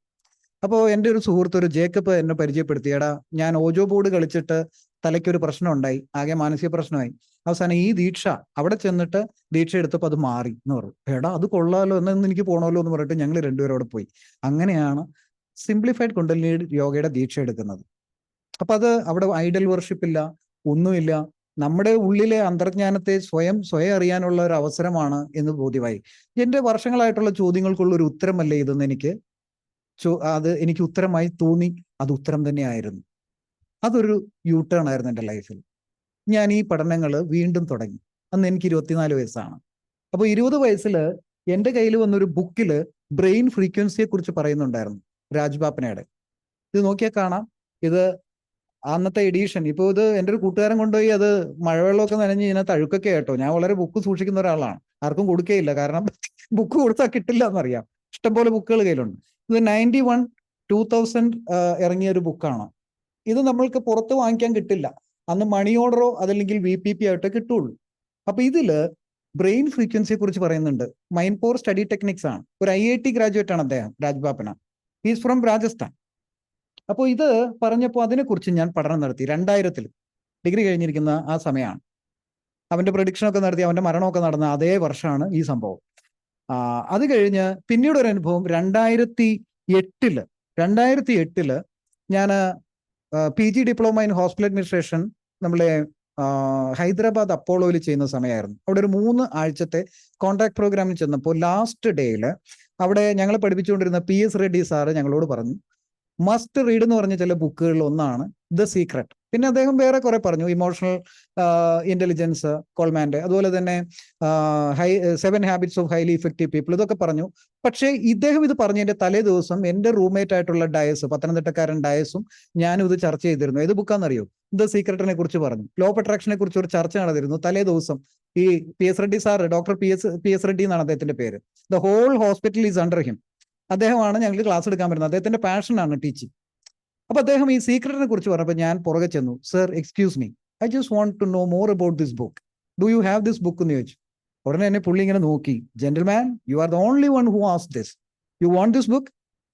അപ്പൊ ഞാനിങ്ങനെ അന്തിച്ച് നിൽക്കുകയാണ്, ആകെ അസ്റ്റോണിഷ്ഡ്. ഇത് എന്താണ് ഇദ്ദേഹം പറയാൻ പോകുന്നത്? You will get it because you are the only one who asked me എന്ന്. അത് ഒരു ഡിസംബർ മാസമായിരുന്നു കേട്ടോ, 2008.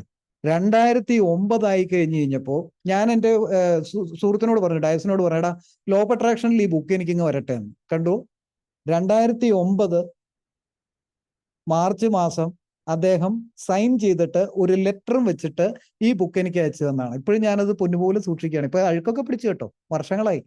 2009 ഇത് ലോ ഓഫ് അട്രാക്ഷനിൽ എൻ്റെ കയ്യിലേക്ക് വന്നു. ഞാൻ അദ്ദേഹത്തെ വിളിച്ചു, ഭയങ്കര സന്തോഷമായിട്ട് ഞാൻ അദ്ദേഹത്തെ വിളിച്ചു. പേഴ്സണലായിട്ട് വിളിക്കാനുള്ള ഒരു അധികാരം എനിക്ക് തന്നിരുന്നു. Sir, I just want to speak with you. Do you have some time? Can you spare some time for me? എന്ന് ചോദിച്ചു. Why not, gentleman? You got that book? എന്ന് ചോദിച്ചു അദ്ദേഹം. ഞാൻ പറഞ്ഞു, yes, I got that book. I'm really happy for that. I'm really thankful to you, sir.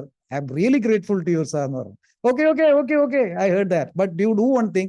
You have to read that book very carefully. Contemplate on each and every words of that book എന്ന് പറഞ്ഞു. അദ്ദേഹം അതിന്റെ ഒരു letter എനിക്ക് അയച്ചിരുന്നു കേട്ടോ. അദ്ദേഹം അത്രയും പെയിൻ എടുത്തുന്നുള്ളതാണ് എനിക്ക് വേണ്ടി. അപ്പോൾ ഞാൻ ഇതിൽ വീണ്ടും റിസർച്ച് തുടങ്ങി.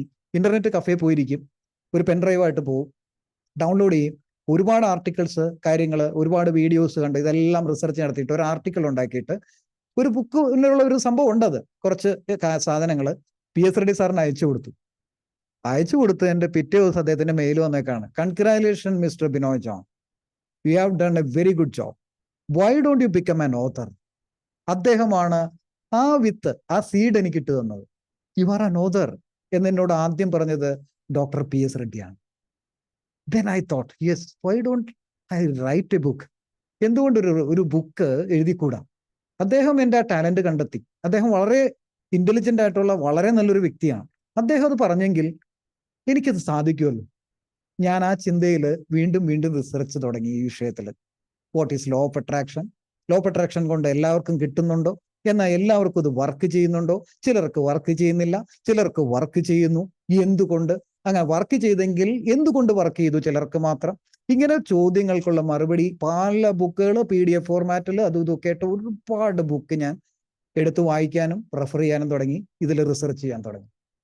അതുകൊണ്ടാണ് ഇന്ന് Binoy John the mind catalyst എന്നുള്ള പേര് വെക്കാനുള്ള ഒരു ധൈര്യം ദൈവം എനിക്ക് കനിഞ്ഞരളിയത്. അതിന്റെ റിസർച്ചാണ്, അന്ന് മുതലുള്ള റിസർച്ചാണ് ഇതെല്ലാം പഠിക്കാൻ കാരണം. അപ്പോ ഞാൻ 2000 ഈ ബുക്ക് എൻ്റെ കയ്യിൽ വന്നു. 2009 ലോ ഓഫ് അട്രാക്ഷനിൽ ഈ ബുക്ക് എൻ്റെ കയ്യിൽ വന്നു. അതിന്റെ വീഡിയോ എൻ്റെ കയ്യിൽ വന്നിട്ടോ. അവൻ്റെ കയ്യിൽ വീഡിയോ ഉണ്ടായിരുന്നു, ഡയസിന്റെ കയ്യിൽ വീഡിയോ ഉണ്ടായിരുന്നു, എൻ്റെ കയ്യിൽ ഒരു കിങ്സ്റ്റന്റെ ഒരു പെൻഡ്രൈവ് ഉണ്ടായിരുന്നു, ഇതുപോലത്തെ ഒരു പെൻഡ്രൈവ് ഉണ്ടായിരുന്നു. ആ പെൻഡ്രൈവ് അവന് കൊടുത്തു വിട്ടിട്ട് പത്തനംതിട്ടയിലേക്ക് പോയി ആ പെൻഡ്രൈവ് അവൻ അവിടെ ഇരുന്ന് അത് അപ്ലോഡ് ചെയ്ത് സീക്രട്ട് വീഡിയോ, അന്ന് 2006 അടങ്ങിയ വീഡിയോ 2009 എൻ്റെ കയ്യിലെത്തുകയാണ്. 2008 ഈ ബുക്കിന് മുമ്പ് വീഡിയോ എൻ്റെ കയ്യിലെത്തി. 2008 ഡിസംബറിൽ തന്നെ അവന്റെ ഫാദർ ഇവിടെ റിനൈ മെഡിസിറ്റിയിൽ വന്നേക്കാണ് ഒരു ഡോക്ടറെ കാണാൻ. ഇവനത് കൊടുത്തു വിട്ടേക്കാണ്.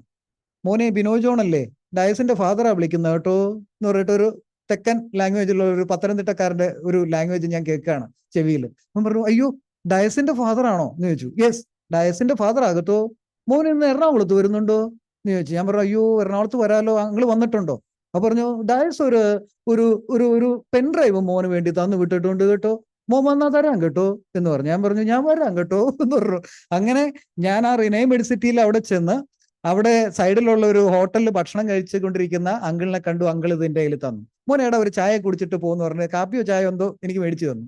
അത് കഴിഞ്ഞ് താങ്ക്ഫുൾ ആയിട്ട് ഞാൻ പോന്നു. അങ്ങനെ ഇതിന്റെ വീഡിയോയും എൻ്റെ കയ്യിൽ വരികയാണ്.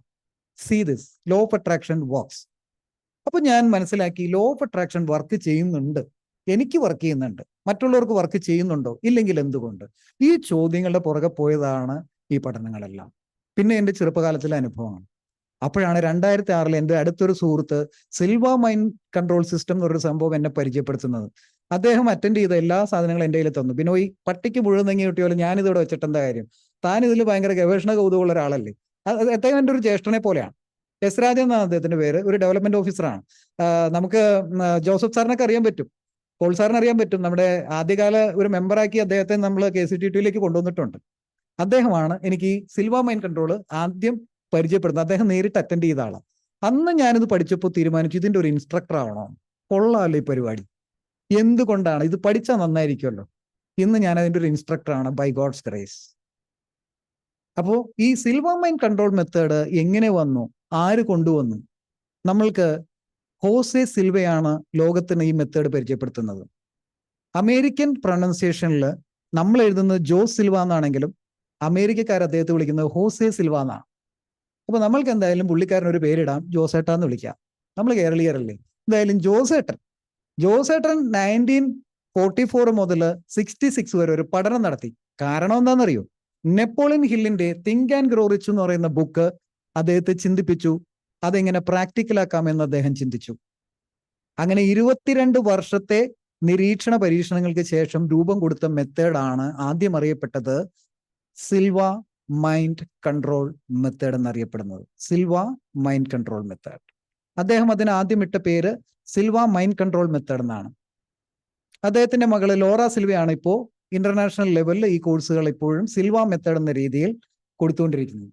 സിൽവ മെത്തേഡിലാണ് എൻ്റെ അക്രഡിറ്റേഷൻ ഉള്ളത്. അവരാണ് എന്നെ ഇൻസ്ട്രക്ടറായിട്ട് തിരഞ്ഞെടുത്തിട്ടുള്ളത്.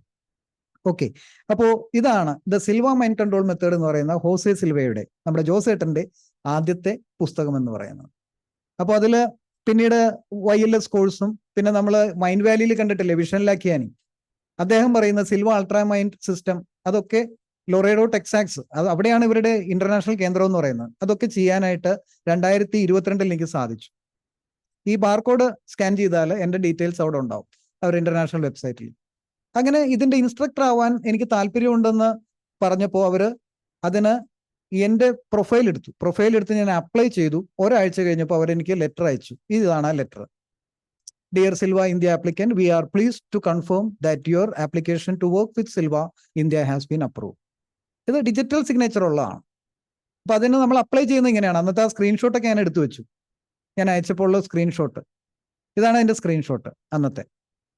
ഓക്കെ, അങ്ങനെ ഹോസെ സിൽവയുടെ ഈ ഇൻസ്ട്രക്ടറായി മാറാനായിട്ട് അന്ന് 2006 എൻ്റെ കയ്യിൽ വന്ന കാര്യം ചെയ്യാനായിട്ട് എനിക്ക് സാധിക്കുകയാണ്. എല്ലാ ഒരു ദൈവാനുഗ്രഹം ഞാൻ കാണുക. അങ്ങനെ 44 മുതൽ 66 വരെ അദ്ദേഹം നടത്തിയ പരീക്ഷണങ്ങൾ. അദ്ദേഹത്തിന്റെ ഒരു മകളുണ്ടായിരുന്നു. അദ്ദേഹത്തിന്റെ മകൾക്ക് ഒരു ലേണിംഗ് ഡിസബിലിറ്റി ഉണ്ടായിരുന്നു. അപ്പൊ ഇദ്ദേഹം ഒരു ഇലക്ട്രോണിക് എഞ്ചിനീയർ ആയിരുന്നു. ചെറുപ്പകാലത്ത് 11 മക്കളുണ്ടായിരുന്നു. ഇവര് മെക്സിക്കോയിലായിരുന്നു. അവിടെ നിന്ന് US ചേക്കേറിയ ഒരു മനുഷ്യനാണ്. US അദ്ദേഹം മിലിറ്ററിയിലും കുറച്ചു കാലം വർക്ക് ചെയ്തിട്ടുണ്ട്. അദ്ദേഹം ഇലക്ട്രോണിക് എഞ്ചിനീയർ ആയിട്ടാണ് വരുന്നത്. ന്യൂസ് പേപ്പറൊക്കെ വിറ്റിടന്നിരുന്ന ഒരു ബാലനാട്ടോ. ആ തലത്തിൽ നിന്ന് ഒരു ഇലക്ട്രോണിക് എഞ്ചിനീയർ ആവാനും പിന്നീട് തൻ്റെ മകൾക്ക് വന്ന ആ വൈകല്യത്തെ മാറ്റാൻ വേണ്ടിയിട്ടാണ് ഈ റിസർച്ച് അദ്ദേഹം ചെയ്തത്. അപ്പോൾ മനസ്സിനെ എങ്ങനെ മാറ്റിയെടുക്കാം, അതിനു വേണ്ടിയിട്ടുള്ള ശ്രമങ്ങൾ നടത്തിയപ്പോഴാണ് അദ്ദേഹം എന്ത് കണ്ടുപിടിച്ചത്? സിൽവ മൈൻഡ് കൺട്രോൾ മെത്തേഡ് 22 വർഷത്തെ റിസർച്ചിന് ശേഷം കണ്ടുപിടിച്ചത്. അങ്ങനെ Jose launched the Silva Method Dynamic Meditation Program to the public in 1960s. 60കളിൽ വന്നതാണ്. അന്ന് തിങ്ക് ആൻഡ് ഗ്രോ റിച്ച് വായിച്ച എല്ലാവരും ഇതിന്റെ പുറകെ പോയി. അന്ന് ഇത് ചെയ്യാത്ത ഒരു ബിസിനസ്സുകാരോ ഈ ലോകത്തുണ്ടായിരുന്നില്ല. അന്നത്തെ ഏറ്റവും പ്രശസ്തമായ ഒരു മെത്തേഡായിരുന്നു Silva mind control method, Jose സിൽവയുടെ. അങ്ങനെ അദ്ദേഹം പല കൺട്രീസിൽ seminar in over 100 countries around the world, 100 ഈ മെന്റൽ ട്രെയിനിങ്, സൊഫിസ്റ്റിക്കേറ്റഡ് ആയിട്ടുള്ള ഈ മെന്റൽ ട്രെയിനിങ് ആളുകൾക്ക് കൊടുക്കാൻ തുടങ്ങി. അങ്ങനെ അദ്ദേഹം ആൽഫ ഫ്രീക്വൻസി അദ്ദേഹം കണ്ടുപിടിക്കുകയുണ്ടായി. ഈ ആൽഫ ഫ്രീക്വൻസി ഒരു റേഡിയോ വേവ് വെച്ചിട്ട് അദ്ദേഹം കൃത്രിമമായിട്ട് ക്രിയേറ്റ് ചെയ്തു. ഈ ഫ്രീക്വൻസി, അതായത് നമ്മൾക്കറിയാവുന്ന ഒരു കാര്യമാണ് ന്യൂറോ പ്ലാസ്റ്റിസിറ്റി എന്ന് പറയുന്ന ഒരു കാര്യമുണ്ട്. നമ്മളുടെ എല്ലാവരുടെയും ബ്രെയിനിന് ന്യൂറോ പ്ലാസ്റ്റിസിറ്റി ഉണ്ട്. അതായത് അത് എങ്ങനെ വേണമെങ്കിലും നമ്മൾ കളിമണ്ണ് കുഴയ്ക്കുന്ന പോലെ കുഴച്ചെടുത്തിട്ട് ഏത് രീതിയിലും ആക്കാം. അതാണ് പ്ലാസ്റ്റിസിറ്റി. മരിക്കുന്നവരെ ആ കഴിവുണ്ട് മനുഷ്യൻ. അതിനെ നമ്മൾ ശരിയായ രീതിയിൽ ആൽഫാ തലത്തിൽ ഇരുന്നു കൊണ്ട് പ്രോഗ്രാം ചെയ്താൽ കൃത്യമായിട്ട് മനസ്സിന്റെ സോഫ്റ്റ്വെയറിനെ, ഇത് നമ്മുടെ തലമണ്ട ഹാർഡ്വെയർ ആണെങ്കിൽ മനസ്സെന്ന സോഫ്റ്റ്വെയറിനെ റീപ്രോഗ്രാം ചെയ്യാമെന്ന് ലോകത്തിന് പരിചയപ്പെടുത്തിയ മനുഷ്യനാണ് ഹോസെ സിൽവ. അദ്ദേഹമാണ് ആൽഫ ഫ്രീക്വൻസി കണ്ടുപിടിക്കുന്നത്. അപ്പോൾ ഈ ആൽഫ ഫ്രീക്വൻസി എന്ന് പറയുന്നത് നമ്മളൊക്കെ ഇപ്പോൾ നിൽക്കുന്നത് ബീറ്റ ഫ്രീക്വൻസിയിലാണ്. അതായത് ഒരു up to 21 cycle per second, അതായത് ഒരു 15 to 21 സൈക്കിൾ പെർ സെക്കൻഡ്. അതെന്ന് പറയുന്ന ഔട്ടർ കോൺഷ്യസ്നെസ് ലെവലാണ്, നമ്മൾ ഇപ്പം ഇരിക്കുന്ന തലം. അതേസമയം ഒരു സ്പിരിച്വൽ വേൾഡിലേക്ക്, നോ ടൈം നോ സ്പേസ്, സമയത്തിനും കാലത്തിനും അതീതമായ ഒരു തലത്തിലേക്ക് പോകാനായിട്ട് നമ്മളെ സഹായിക്കുന്നത് ആൽഫ തരംഗങ്ങളാണ് എന്ന് അദ്ദേഹം കണ്ടെത്തി. അപ്പോൾ EEG machine, electro encephalograph, ECG പോലെ തന്നെ നിങ്ങൾക്ക് അറിയായിരിക്കും. Electro encephalo means related with brain. Encephalograph വെച്ച് നോക്കിക്കഴിഞ്ഞാൽ ഈ മെഡിറ്റേഷൻ ചെയ്യുമ്പോൾ അവർ ഒരു 7 to 14 സൈക്കിൾ പെർ സെക്കൻഡ്, അതായത് ഒരു സെക്കൻഡിൽ 7 മുതൽ 14 വരെ തവണ മിടിക്കുന്ന അവസ്ഥ ബ്രെയിൻ, അതൊരു ഇന്നർ കോൺഷ്യസ്നെസ് ലെവലാണ് എന്ന് അദ്ദേഹം കണ്ടെത്തി. ഈ ലെവലിലേക്ക് പോയാൽ അവിടെ ഇരുന്ന് നമുക്ക് പ്രോഗ്രാം ചെയ്യാം മനസ്സിനെ. ഇനി അതിലും താഴേക്ക് പോകുന്നൊരു തലമുണ്ട്, അത് ഡെൽറ്റ ലെവലാണ്, അത് അൺകോൺഷ്യസ് ലെവലാണ്. അതാണ് യോഗനിദ്ര എന്നൊക്കെ പറയുന്നത് ഡെൽറ്റ ലെവലാണ്. അതിപ്പോ ജോ ഡിസ്പെൻസയുടെ ഒക്കെ സ്റ്റഡീസ് കാണിക്കുന്ന ഒരു 0 to 4 സൈക്കിൾ പെർ സെക്കൻഡ് ആണെന്ന് പറയുന്നത്. 0 മുതൽ, അതായത് നിന്നു പോവും, ബ്രെയിനിന്റെ മിടുപ്പ് നിന്നു പോകുന്ന അവസ്ഥ, സമാധി എന്ന് പറയുന്നത് അതാണ് സമാധി. അല്ലാതെ ഹിപ്നോസിസിലൂടെ കൊണ്ടുപോകുന്നതൊന്നും യോഗനിദ്രയൊന്നുമല്ല. യോഗനിദ്ര അത് ട്രാൻസ് ആണ്. ട്രാൻസിൽ കൂടിപ്പോയാൽ തീറ്റ ലെവൽ വരെ പോവുള്ളൂ ഒരാൾ, തീറ്റ ലെവൽ, അതായത് 5 സൈക്കിൾ പെർ സെക്കൻഡ് വരെ പോവാം ഒരു ഹിപ്നോസിസിൽ പോയി കഴിഞ്ഞാൽ. EEG മെഷീൻ വെച്ചാൽ കാണാം. അതും ഇന്നർ കോൺഷ്യസ്നെസ് ലെവലാണ്. പക്ഷെ അതിലും താഴെ വീണ്ടും ഫ്രീക്വൻസി താഴ്ന്നു കഴിഞ്ഞാൽ നമ്മൾ പോകുന്നത് ഒരു സൂപ്പർ കോൺഷ്യസ്നെസ് ലെവലിലേക്കാണ്. അതാണ് യോഗനിദ്ര, സമാധി എന്നൊക്കെ അറിയപ്പെടുന്നത്. ഇപ്പോൾ ദാദി ജാനകിയെ നാസ പഠനങ്ങൾ നടത്തി. അപ്പോൾ അവര് കോൺഷ്യസ് ലെവലിൽ ഇരുന്നുകൊണ്ട് തന്നെ ഡെൽറ്റ ലെവലിൽ പോകുന്ന വ്യക്തിയാണ്. ഇവിടെ നമ്മൾ കോൺഷ്യസ് ലെവലിൽ ഇരിക്കുമ്പോൾ ബീറ്റ ലെവലും ഹയർ ബീറ്റ ലെവലിലും പോയി ഇൻസാലിറ്റിയിലേക്ക് വരെ പോകുന്ന ആൾക്കാരാണ് നമ്മൾ സാധാരണ ജനങ്ങൾ. അപ്പൊ അവര് മെഡിറ്റേഷൻ പ്രാക്ടീസിലൂടെ അവര് ഡെൽറ്റ ലെവലിലേക്ക് പോയത് നാസ കണ്ടെത്തിയിട്ടുണ്ട്. അവര് നിദ്രയെ പോലും യോഗനിദ്രയാക്കി മാറ്റിയ സ്ത്രീയാണ്. നമ്മളൊക്കെ ഉറങ്ങുന്നത് ട്രാൻസിലൊക്കെ ആയിരിക്കും, പക്ഷെ അവർ ഉറങ്ങുന്നത് ഡെൽറ്റ ഫ്രീക്വൻസിയിലാണ്, സമാധി തലത്തിലാണ്. ഇതാണ് യോഗിക് നില എന്നൊക്കെ പറയുന്നത്, ഡെൽറ്റ ലെവൽ. അത് പരീക്ഷണ നിരീക്ഷണങ്ങൾ തെളിയിച്ചിട്ടുള്ള കാര്യം കേട്ടോ, ചുമ്മാ ഞാൻ വിളിച്ചു പറയുന്നതല്ല.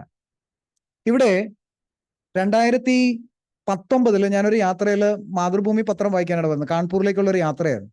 അപ്പോൾ ആ പത്രത്തിൽ ഞാൻ കണ്ടത് നമ്മളെ കൂർഗില് ബുദ്ധ മൊണാസ്ട്രിയിൽ ഒരു 10-12ഓളം റഷ്യൻ ശാസ്ത്രജ്ഞന്മാര് ഈ മോങ്സിൽ ഒരു പഠനം നടത്തി. അവിടെയുള്ള സന്യാസിമാരിൽ അവർ കണ്ടെത്തി ഇവർ പോകുന്ന തലം എന്ന് പറയുന്നത് ഡെൽറ്റ ലെവലാണ്. ആ സമയത്ത് ഇവർ നോക്കുന്ന സമയത്ത് അവൈലബിൾ ആയിട്ടുള്ള എക്യുപ്മെന്റ്സ് വെച്ച് നോക്കുമ്പോൾ മരിച്ച അവസ്ഥയാണ് ആ മനുഷ്യൻ. അതായത് ഒരു ഡോക്ടർ, സാധാരണ ഒരു ഡോക്ടർ പറയും പൾസ് ഇല്ല, ബ്രെയിനിന് മിടിപ്പില്ല, ഹൃദയത്തിന് മിടിപ്പില്ല, ആള് പോയി എന്ന് പറയുന്ന അവസ്ഥയിലാണ്. ഇവർ ഞെട്ടിപ്പോയി. How this Buddhist monks reach that kind of frequency level? അതാണ് ഡെൽറ്റ ലെവൽ. യഥാർത്ഥ യോഗനിദ്ര അതാണ്. ഒരു യോഗി എന്ന് പറയണമെങ്കിൽ ഡെൽറ്റ ലെവലിൽ എത്തിയാണായിരിക്കണം. ഇന്നിപ്പോ ഭോഗികളായിട്ടുള്ളവർ വരെ യോഗിയാണെന്നും പറഞ്ഞു, ഗുരുജിയാണെന്നും പറഞ്ഞു കാലൊക്കെ പിടിപ്പിച്ചിരിക്കുന്നുണ്ട്. യൂട്യൂബിലൊക്കെ തുറന്നു നോക്കിയാൽ കാണാം, ഇഷ്ടം പോലെ ആൾക്കാർ ഫ്രോഡ്സ് ഉണ്ട്. അവർ ഡെൽറ്റ ലെവൽ പോലും ജന്മത്ത് കണ്ടിട്ടുണ്ടാവില്ല. ആൽഫ ലെവൽ ഒരു പക്ഷെ പോയിരിക്കും, അതുകൊണ്ട് കുറച്ചൊക്കെ അത്ഭുതങ്ങളൊക്കെ കാണിക്കാം. അപ്പോൾ അതാണ്. അപ്പോൾ ഈ തലത്തിലേക്ക് പോകാനായിട്ട് കൃത്രിമമായിട്ട് സാധിക്കുമെന്നുള്ളത് അദ്ദേഹം കണ്ടെത്തി. മനസ്സിലായോ? അങ്ങനെയാണ് ഈ ഹോസെ സിൽവ ഇതിന് രൂപം കൊടുക്കുന്നത്. അപ്പോൾ 11 മക്കളിൽ ഏറ്റവും ഇളവനായിരുന്നു ഈ ജോസിൽവ എന്ന് പറയുന്ന ആള്. അദ്ദേഹം ഇലക്ട്രോണിക്സ് എഞ്ചിനീയറിംഗ് പഠിച്ചു. അതിനുശേഷം മെക്സിക്കോയിൽ നിന്ന് USA പോയി. അവിടെ മിലിറ്ററിയിൽ കുറച്ച് നാൾ സേവനവും നടത്തി. ആ കാലഘട്ടത്തിലാണ് മകൾക്കുണ്ടായ ഒരു ഡിസ്ലെക്സിയ എന്നൊക്കെ പറയില്ലേ, പഠന വൈകല്യം, അതിനെ ഒഴിവാക്കാൻ അദ്ദേഹത്തിന് ഈ മെത്തേഡ് ഉപയോഗിച്ചിട്ട് സാധിച്ചു. അങ്ങനെ അദ്ദേഹം അത് ലോകത്തിന് പരിചയപ്പെടുത്തി. അപ്പോൾ അദ്ദേഹം ഇത് പഠിച്ചാലുള്ള ഗുണം എന്താണെന്ന് ചോദിച്ചു കഴിഞ്ഞാൽ, എന്താണ് ഇതിന്റെ ഗുണമെന്ന് വെച്ച് കഴിഞ്ഞാൽ, ശരിക്കും പറഞ്ഞു കഴിഞ്ഞാൽ നമ്മളിപ്പോ for example think and grow rich, ഇത് നമ്മൾ ഒട്ടുമിക്ക ആൾക്കാരും പഠിച്ച ഒരു ബുക്കായിരിക്കണം, വായിച്ചൊരു ബുക്കായിരിക്കണം അല്ലേ? അപ്പൊ ഇതൊക്കെ ഞാൻ വായിച്ചിട്ടുണ്ട്. അതിൻ്റെയൊക്കെ ഫലമായിട്ടാണ് പിന്നീട് അതിൻ്റെയൊക്കെ റിസർച്ച് ബുക്ക് ആയിട്ടാണ് ഞാനിത് പോൾ പടയാട്ടി സാറിന്റെ കയ്യിലൊക്കെ ഉണ്ട്. അന്നൊക്കെ ഇറങ്ങിയ സമയത്ത് തന്നെ ആദ്യമൊക്കെ വാങ്ങി എന്നെ പ്രോത്സാഹിപ്പിച്ച ആളാണ്. Thank you Paul sir. അങ്ങനെ KCTT-യിലുള്ള ആൾക്കാരും അതുപോലെ തന്നെ എന്നെ അറിയുന്ന, എന്നെ സ്നേഹിക്കുന്ന ഒരുപാട് പേര് ഈ ബുക്ക് വാങ്ങിച്ച് സഹായിച്ചുകൊണ്ട് ഇതൊരു ബെസ്റ്റ് സെല്ലറായി മാറുകയും ചെയ്തു. ഇന്നും ആമസോണിൽ ഇത് അവൈലബിൾ ആണ്. ഹാർഡ് ബൗണ്ട് കോപ്പിയാണ് കേട്ടോ ഇതിൽ കിട്ടുന്നത്. ഇതിനൊരു കണ്ടോ, ഇവനൊരു ജാക്കറ്റൊക്കെ ഉണ്ടാവും, കോട്ട് പോലെ ഒരു ജാക്കറ്റൊക്കെ ഉണ്ടാവും. അപ്പൊ അതിന് കുറച്ച് ഒരു ഹാർഡ് ബൗണ്ട് കോപ്പി ചെയ്തുകൊണ്ട് കുറച്ച് പ്രൈസ് കൂടുതലാണ്. എങ്കിൽ പോലും അതിന്റെ കണ്ടന്റ് വായിച്ചവരൊക്കെ തന്നെ മോഹൻജിയെ പോലെയുള്ള, മോഹൻജി നിങ്ങൾ അറിയുമെന്ന് വിചാരിക്കുന്നു, മോഹൻജിയെ പോലെയുള്ള ഒരാൾ പോലും അത് വളരെയധികം അതിനെ പ്രോത്സാഹിപ്പിക്കുകയും അദ്ദേഹം ആ ബുക്ക് പിടിച്ചുകൊണ്ട് ഒരു ഫോട്ടോ ഒക്കെ എനിക്ക് ഇട്ട് തന്നു. Binoy promote this book will change your life, this is really good one എന്ന് അദ്ദേഹം ഒരുപാട് എന്നെ പ്രോത്സാഹിപ്പിച്ചു. അതൊക്കെ എനിക്ക് വലിയ പ്രോത്സാഹനമായിരുന്നു കേട്ടോ. I'm really thankful to all those people who bought my book. I'm really grateful to them. അതുകൊണ്ട് മാത്രമാണ് അതൊരു ബെസ്റ്റ് സെല്ലറായത്. ഓക്കെ, അപ്പോ ഈ തിങ്ക് ആൻഡ് ഗ്രോ റിച്ചിൽ പറയുന്ന പല കാര്യങ്ങളും എങ്ങനെ പ്രാക്ടിക്കൽ ആക്കണമെന്ന് ഹോസെ സിൽവ പറയുന്നുണ്ട്, ഇത് എങ്ങനെ ചെയ്യണമെന്നുള്ളത്. ഫോർ എക്സാമ്പിൾ, ഇദ്ദേഹത്തിന്റെ കോഴ്സുകൾ എടുക്കുമ്പോൾ, ഹോസെ സിൽവയുടെ കോഴ്സ് എടുക്കുമ്പോൾ അതിൽ കാണാം ഡിസയർ, ഉത്കടമായ അത്യധികം നമ്മൾ കാക്ഷിക്കുന്ന ഒരാഗ്രഹം നമുക്ക് വേണമെന്ന്. അത് കഴിഞ്ഞിട്ട് അദ്ദേഹം ഫെയ്ത്ത് എന്ന് പറയുന്നുണ്ട്. ഫെയ്ത്ത്, ബിലീഫും ഫെയ്ത്തും ഒന്നല്ല. ബിലീഫ് എന്ന് പറഞ്ഞാൽ നമ്മൾ മലയാളത്തിൽ പറഞ്ഞ ഇതൊക്കെ നടക്കുമല്ലോ അല്ലേ, നടക്കുമായിരിക്കും, ഇതാണ് ബിലീഫ്. മലയാളത്തിൽ വിശ്വാസം എന്ന് പറയുന്നുള്ളൂ. വിശ്വാസമുണ്ട്, അതേസമയം ദൃഢമായ വിശ്വാസം എന്ന് വേണമെങ്കിൽ പറയാം, അതാണ് ഫെയ്ത്ത്. അപ്പോൾ ഫെയ്ത്ത് എങ്ങനെ ഡെവലപ്പ് ചെയ്യാം? ഇതിന്റെ തിയറി ഒക്കെ കൃത്യമായിട്ട് തിങ്ക് ആൻഡ് ഗ്രോ റിച്ചിൽ പറയുന്നുണ്ട്. തിങ്ക് ആൻഡ് ഗ്രോ റിച്ച് പൂർണ്ണമല്ല കേട്ടോ, അത് നമ്മൾ മനസ്സിലാക്കണം. തിങ്ക് ആൻഡ് ഗ്രോ റിച്ച് വന്നത് ശരിക്കും പറഞ്ഞാൽ the law of success in 16 lessons എന്ന് പറഞ്ഞിട്ട് അദ്ദേഹത്തിന്റെ ഒരു വലിയ ബുക്കുണ്ട്. ഇത് കണ്ടോ, ഒരു വലിയ ബുക്കുണ്ട്, ഇതാണത്. ഇതിൽ നിന്ന് എക്സ്ട്രാക്ട് ചെയ്തെടുത്ത ചില പോയിന്റുകൾ മാത്രമാണ് തിങ്ക് ആൻഡ് ഗ്രോ റിച്ചിൽ വന്നിട്ടുള്ളൂ.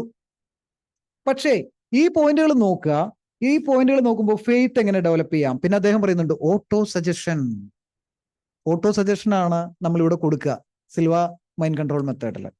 പിന്നെ ഇമാജിനേഷൻ, വിഭാവനം ചെയ്യാനുള്ള കഴിവ്. Imagination is more powerful than knowledge എന്ന് പറഞ്ഞ ഒരു വ്യക്തിയുണ്ട്. ആർക്കെങ്കിലും ഒന്ന് അൺമ്യൂട്ട് ചെയ്ത് പറയാമോ ആരാ പറഞ്ഞതെന്ന്? Imagination is more powerful than knowledge എന്ന് പറഞ്ഞൊരു വ്യക്തിയുണ്ട്, ഒരു ശാസ്ത്രജ്ഞനാണ്. APJ കഴിഞ്ഞ അല്ല സോറി, വേറെ ആർക്കെങ്കിലും? Any guess work? Albert Einstein. Exactly Albert Einstein ആണ്. ആൽബർട്ട് ഐൻസ്റ്റീനെ കുറിച്ച് നിങ്ങൾ പഠിക്കുക. അദ്ദേഹം പല കണ്ടുപിടുത്തങ്ങളും നടത്തിയത് ബോധമനസ്സോടുകൂടി ഇരുന്നിട്ടല്ല, സബ് കോൺഷ്യസ് മൈൻഡിന്റെ അപാരമായിട്ടുള്ള ലോവസ്റ്റ് ലെവലിലേക്ക് പോയിട്ടാണ്. അദ്ദേഹം ഒരു സോറി, ഞാൻ ഇവിടെ ഒരു ചെറിയ ഒരു ടെക്നിക്കൽ ഓക്കെ ഫൈൻ.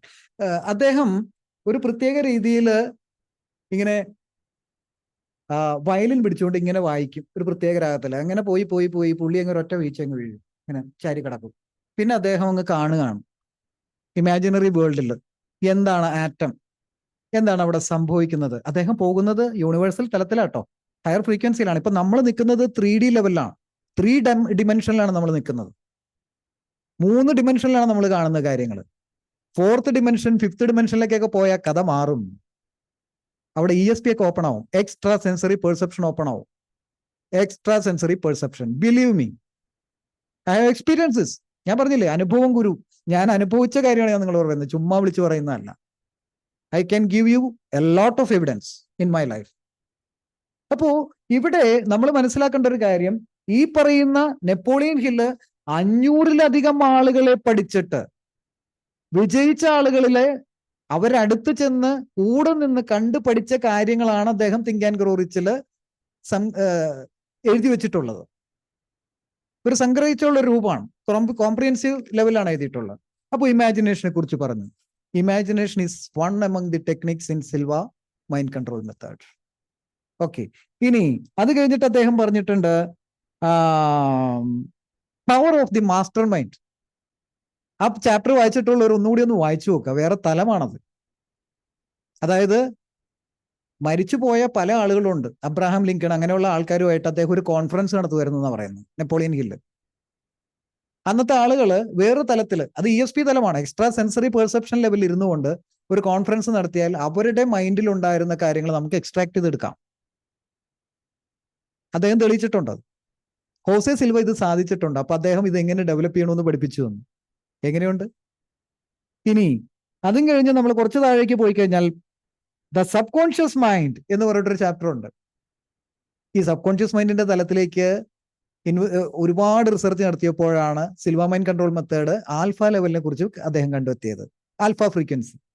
ഇനി അത് കഴിഞ്ഞിട്ട് ബ്രെയിൻ, നെപ്പോളിയൻ ഹിൽ എഴുതി വെച്ചിട്ടുണ്ട് ബ്രെയിൻ, ദ ബ്രെയിൻ, മസ്തിഷ്കത്തെ കുറിച്ചിട്ട്. എന്റെ ബുക്കിലും ഉണ്ട് കേട്ടോ, അത് വേറെ രൂപത്തിൽ ഞാൻ കൊടുത്തിട്ടുണ്ട്, കുറച്ചുകൂടി ശാസ്ത്രീയമായിട്ടുള്ള തെളിവുകൾ അതിനകത്ത് കൊടുത്തിട്ടുണ്ട്.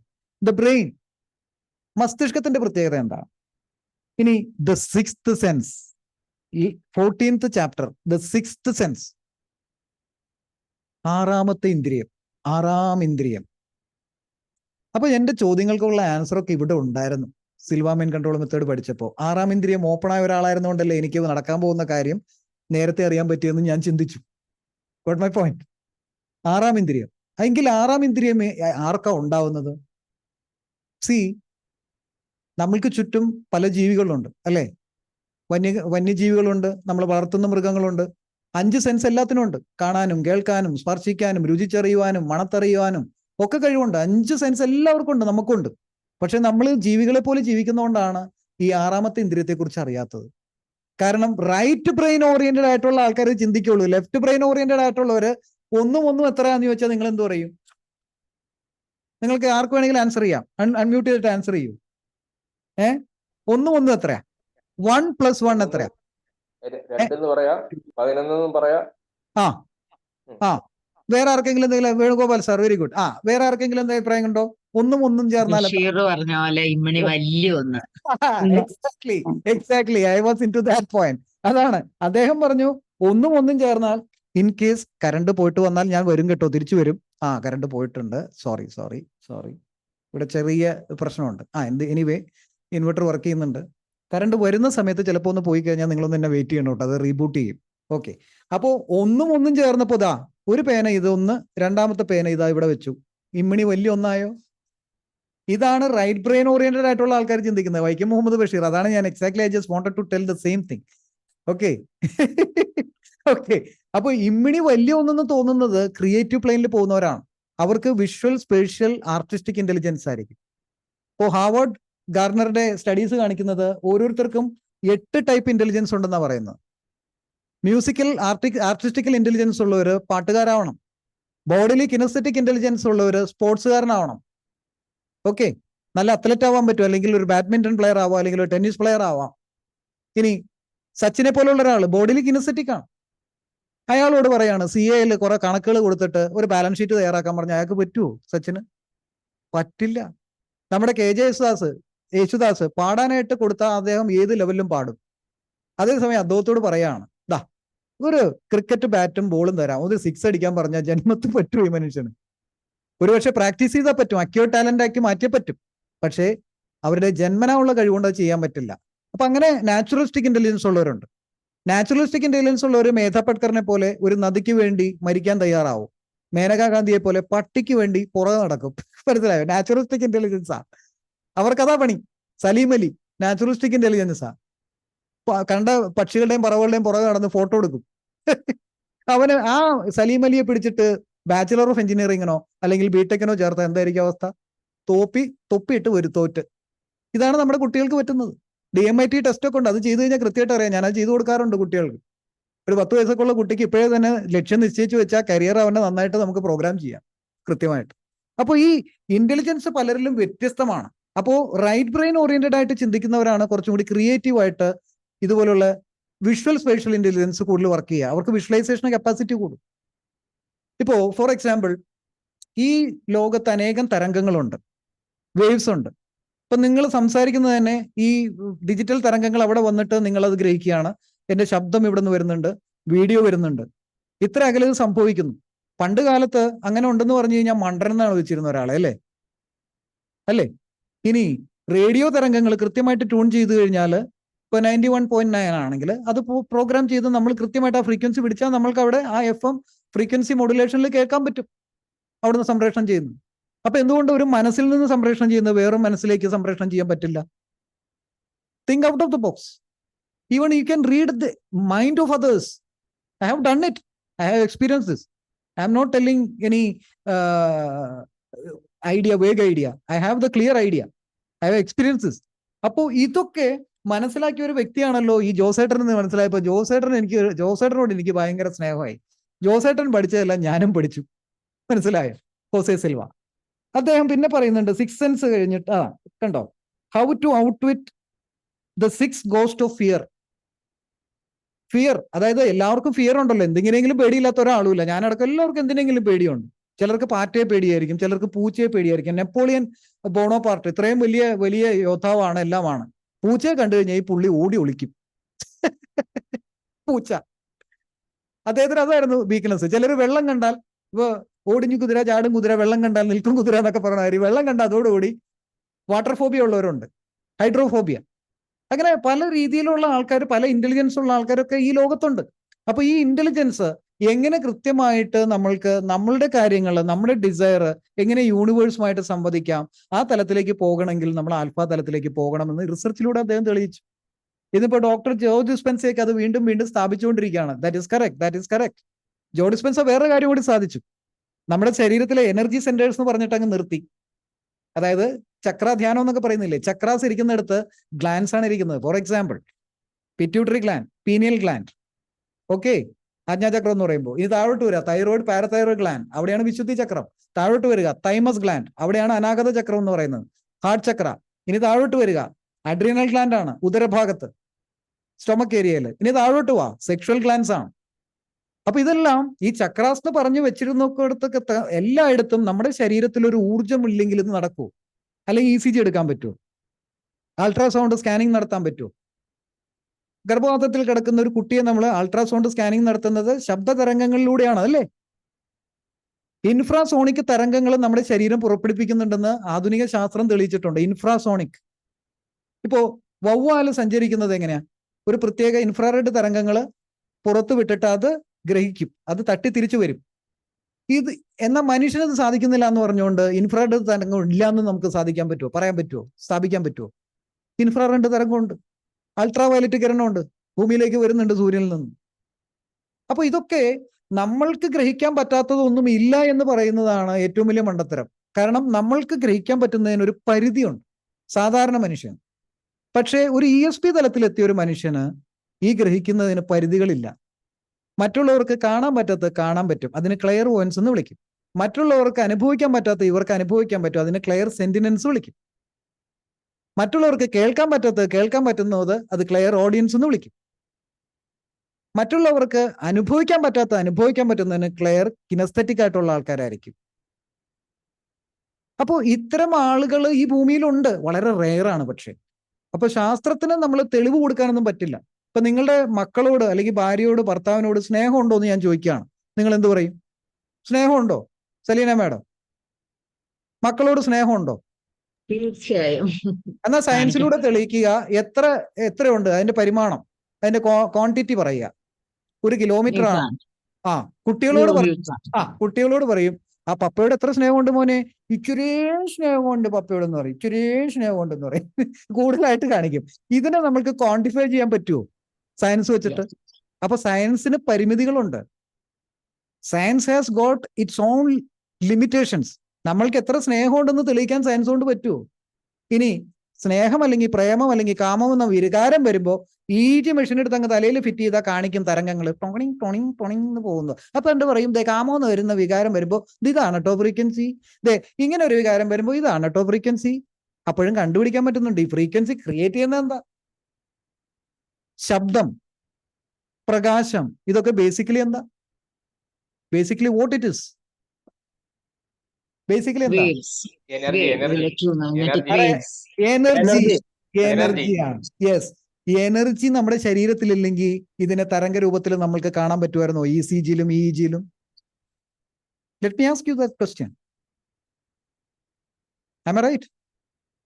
അപ്പൊ നമ്മുടെ ശരീരത്തിൽ biomagnetic, bio electric, bio plasmic തലത്തിലുള്ള ഊർജം നിലനിൽക്കുന്നുണ്ട്. പ്ലാസ്മയാണ്, ഖരം, ദ്രാവകം, വാതകം, പ്ലാസ്മ തലത്തിൽ അതിനെ കാണാൻ പറ്റുമോ? സോള് പോകുന്നത് കാണാൻ പറ്റില്ല. പക്ഷെ ക്ലെയർ ഓഡിയന്റ് ആയിട്ടുള്ള ഒരാൾക്ക് ചിലപ്പോൾ അയാളുടെ ശബ്ദം കേൾക്കാൻ പറ്റും. ക്ലെയർ വോയിൻസ് ഉള്ള ഒരാൾക്ക് ചിലപ്പോൾ അയാളുടെ ആ സൂക്ഷ്മ ശരീരത്തെ കാണാൻ പറ്റും. സ്ഥൂല ശരീരമല്ല, സൂക്ഷ്മ ശരീരത്തെ കാണാൻ പറ്റും. അപ്പൊ ഞാൻ ചോദിക്കട്ടെ, നമ്മുടെ ഉള്ളതിൽ എനർജിയാണ് ഉള്ളതെന്ന് പറഞ്ഞു. When we dye, what happens? Energy cannot be destroyed. Take my word. Energy will be released. It can will be be transformed released. into another form, Another form. but it cannot be form. destroyed. അപ്പോ Yes. നമ്മുടെ soul energy എങ്ങോട്ട് പോകുന്നു? Again I started research on it. I can talk with souls. It's possible. Believe me. കാരണം നമ്മൾ ESP തലത്തില്, ESP ലെവലില്, extra sensory perception ലെവലില് നമ്മൾ third ഡിമെൻഷനിൽ നിന്ന് മാറി ഒരു ഫിഫ്ത്ത് ഡിമെൻഷനിലേക്ക് കടന്നാൽ, ഫോർത്തും കഴിഞ്ഞ് പോകണം, ഫിഫ്ത്ത് ഡിമെൻഷനിലേക്ക് നമ്മളുടെ ബ്രെയിൻ ഫ്രീക്വൻസി കൊണ്ടുപോയാൽ അത് ടൈമിനും സ്പേസിനും അതീതമായ തലമാണ്.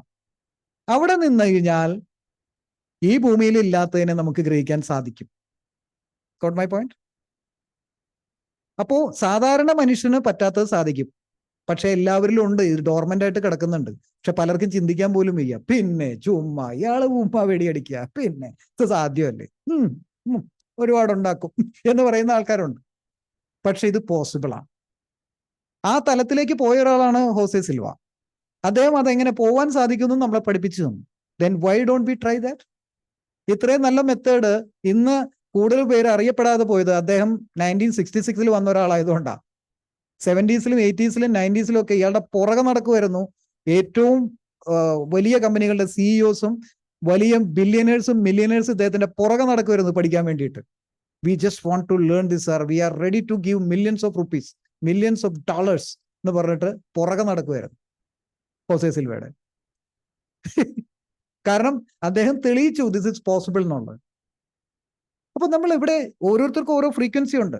അതുകൊണ്ടാണല്ലോ ഇത് ആവൃത്തിയായിട്ട് കാണുന്നത്. ഓരോരുത്തർക്കും ഓരോ ഫ്രീക്വൻസി ഉണ്ട്.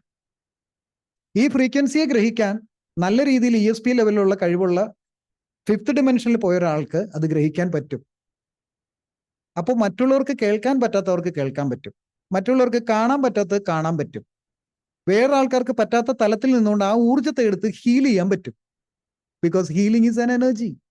യൂണിവേഴ്സൽ എനർജി എടുത്തിട്ട് ട്രാൻസ്മിറ്റ് ചെയ്യുന്ന മെത്തേഡാണ് ഹീലിംഗ് എന്ന് പറയുന്നത്.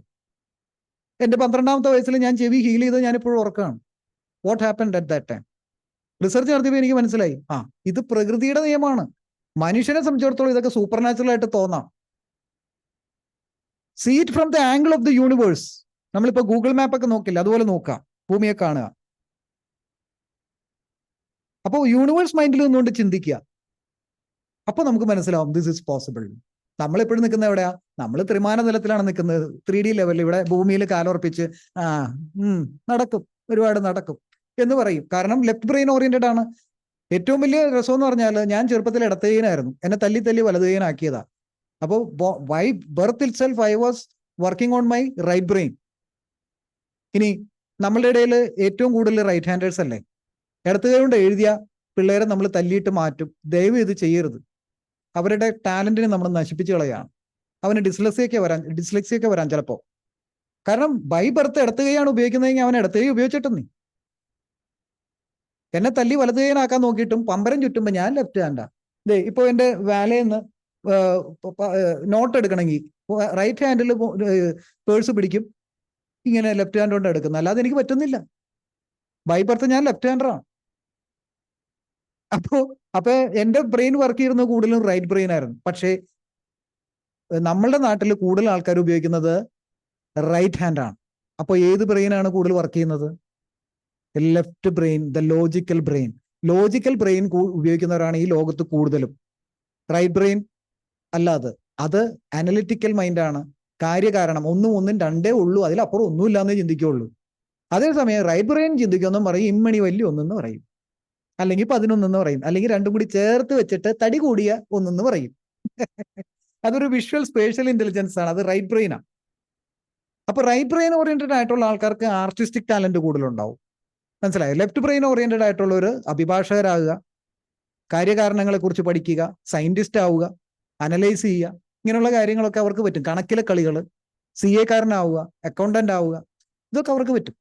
Left brain. Right brain oriented ആയിട്ടുള്ളവർ കൂടുതലും കണ്ടിട്ടുള്ളത് വിഷ്വൽ ഓഡിറ്ററി ഇന്റലിജൻസ്, അതായത് നന്നായിട്ട് കേട്ടിട്ട് അതുപോലെ തന്നെ ഗ്രഹിച്ചിട്ട്, ഒരു പാട്ട് കേട്ട അനുരാഗിണി എന്ന് കേട്ട അനുരാഗിണി ഇതായൻ കരളിൽ വിരിഞ്ഞ പൂക്കൾ എന്ന് പാടണമെങ്കിൽ അത് വിഷ്വൽ മെമ്മറിയിലും ഓഡിറ്ററി മെമ്മറിയിലും ഒരുപോലെ ഗ്രഹിക്കാവുന്ന ഒരാൾക്കേ സാധിക്കുള്ളൂ.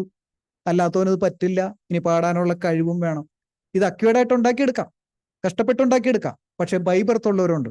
എനിക്ക് ബൈബർത്ത് കിട്ടിയ ഒരു ചാൻസ് ആയിരുന്നു, ഒരു കഴിവായിരുന്നു അത്. പാടാനും വരയ്ക്കാനുള്ള കഴിവുണ്ടായിരുന്നു. എൻ്റെ മോളും അങ്ങനെ തന്നെയാണ്. അവളെ ഞാൻ പഠിപ്പിക്കാൻ തീരുമാനിച്ചിരിക്കുന്നത് ഗ്രാഫിക്സ് അല്ലെങ്കിൽ ഡിസൈൻ, ആ വിഭാഗത്തിലേക്കാണ് ഞാൻ വിടുന്നത്. അവളെ ബിടെക്കിന് ഞാൻ വിടില്ല. നമ്മൾക്ക് പലപ്പോഴും പറ്റുന്നത്, നമ്മുടെ 2 മക്കളുണ്ടാവും. ഒരാൾ മുതലക്കുഞ്ഞായിരിക്കും, ഒരാൾ അണ്ണാങ്കുഞ്ഞായിരിക്കും. അണ്ണാങ്കുഞ്ഞിനെ നീന്താൻ വിടും, മുതലക്കുഞ്ഞിനെ മരം കയറാൻ വിടും. ഇതാണ് പാരൻസ് ചെയ്തുകൊണ്ടിരിക്കുന്നത്. കൃത്യമായിട്ട് ഇവന്റെ ഇനേറ്റ് ടാലന്റ്, ഇവന്റെ ഇൻബോൺ ടാലന്റ് മനസ്സിലാക്കി അതിലേക്ക് വിട്ടാ പോരെ ഈ പാവത്തിനെ. അതിനുള്ള മൂള നമ്മൾക്കുണ്ടാകണം, നമ്മളുടെ പാരൻസിനുണ്ടാവണം. ഞാൻ പാരൻസിന് ക്ലാസ് എടുക്കാൻ പോകുമ്പോൾ ഞാൻ ചോദിക്കും, what is your eligibility to become a parent? മോളെ +1-നും +2-നും പഠിക്കുമ്പോൾ നേരത്തെ തന്നെ എൻട്രൻസ് എക്സാമിന് തയ്യാറാക്കുന്നുണ്ട്. നിങ്ങൾ കല്യാണം കഴിക്കുന്നതിന് മുമ്പ് എന്തെങ്കിലും ഒരു എൻട്രൻസ് എക്സാം പാസ്സായിട്ടുണ്ടോ എന്ന് ചോദിക്കും. അയ്യോ സാറേ, അങ്ങനെയൊന്നും ഞങ്ങൾക്ക് അറിയാൻ പാടില്ല. വീട്ടുകാരെ ആലോചിച്ചു, അല്ലെങ്കിൽ പ്രേമിച്ചു, കണ്ടു, ഇഷ്ടപ്പെട്ടു, കെട്ടി, കൊച്ചുണ്ടായി. കൊച്ചിനെ വളർത്താൻ അറിയില്ല. ഇത് പഠിക്കണ്ടേ? This is an art and A science, parenting എന്ന് പറയുന്നത്. അപ്പോൾ ഇതൊക്കെ മനസ്സിലാക്കുമ്പോഴാണ് നമ്മൾ കുട്ടികളെ നല്ല രീതിയിൽ വളർത്തുക. അപ്പോൾ കുട്ടിയുടെ ബൈ ബർത്ത് എന്താണോ അവന്റെ ടാലന്റ്, ഇൻബോൺ ടാലന്റ് എന്താണോ അതിലേക്ക് വിട്ട് അവൻ പാഷനോട് കൂടി പഠിക്കും. പാട്ട് പാടുന്ന പയ്യനാണോ RLVയിൽ വിടുക, തൃപ്പൂണിത്തുറ ഇവിടെ അടുത്തുണ്ട്, എറണാകുളത്തുള്ള ആൾക്കാരാണെങ്കിൽ. അവൻ പോയി പാട്ടുകാരനാവട്ടെ, അറ്റ്ലീസ്റ്റ് ഒരു പാട്ട് മാഷെങ്കിലും ആവും അവൻ. ഒന്നുമില്ലെങ്കിലും മുഹമ്മദ് റാഫി ആവണ്ട, കിഷോർ കുമാർ ആവണ്ട, യേശുദാസ് ആവണ്ട. ചിലപ്പോൾ ഒരു ട്രൂപ്പിൽ പാടി കുറച്ച് കാശുണ്ടാക്കും, സ്വന്തമായിട്ട് പഠിച്ച് അവനത് പാസ്സായി കഴിഞ്ഞ് കഴിഞ്ഞാൽ ഏതെങ്കിലും സ്കൂൾ ഒരു മ്യൂസിക് സാറായിട്ട് മാറാം, അധ്യാപകനായിട്ട് മാറാം. പകരം എന്ത് ചെയ്യും? അവനെ ബിടെക്കിന് വിടും. അവൻ തൊപ്പിയിട്ട് തൊലഞ്ഞു തിരിച്ചു വരും. ഇതാണ് നമ്മുടെ നാട്ടിൽ നടക്കുന്നത്.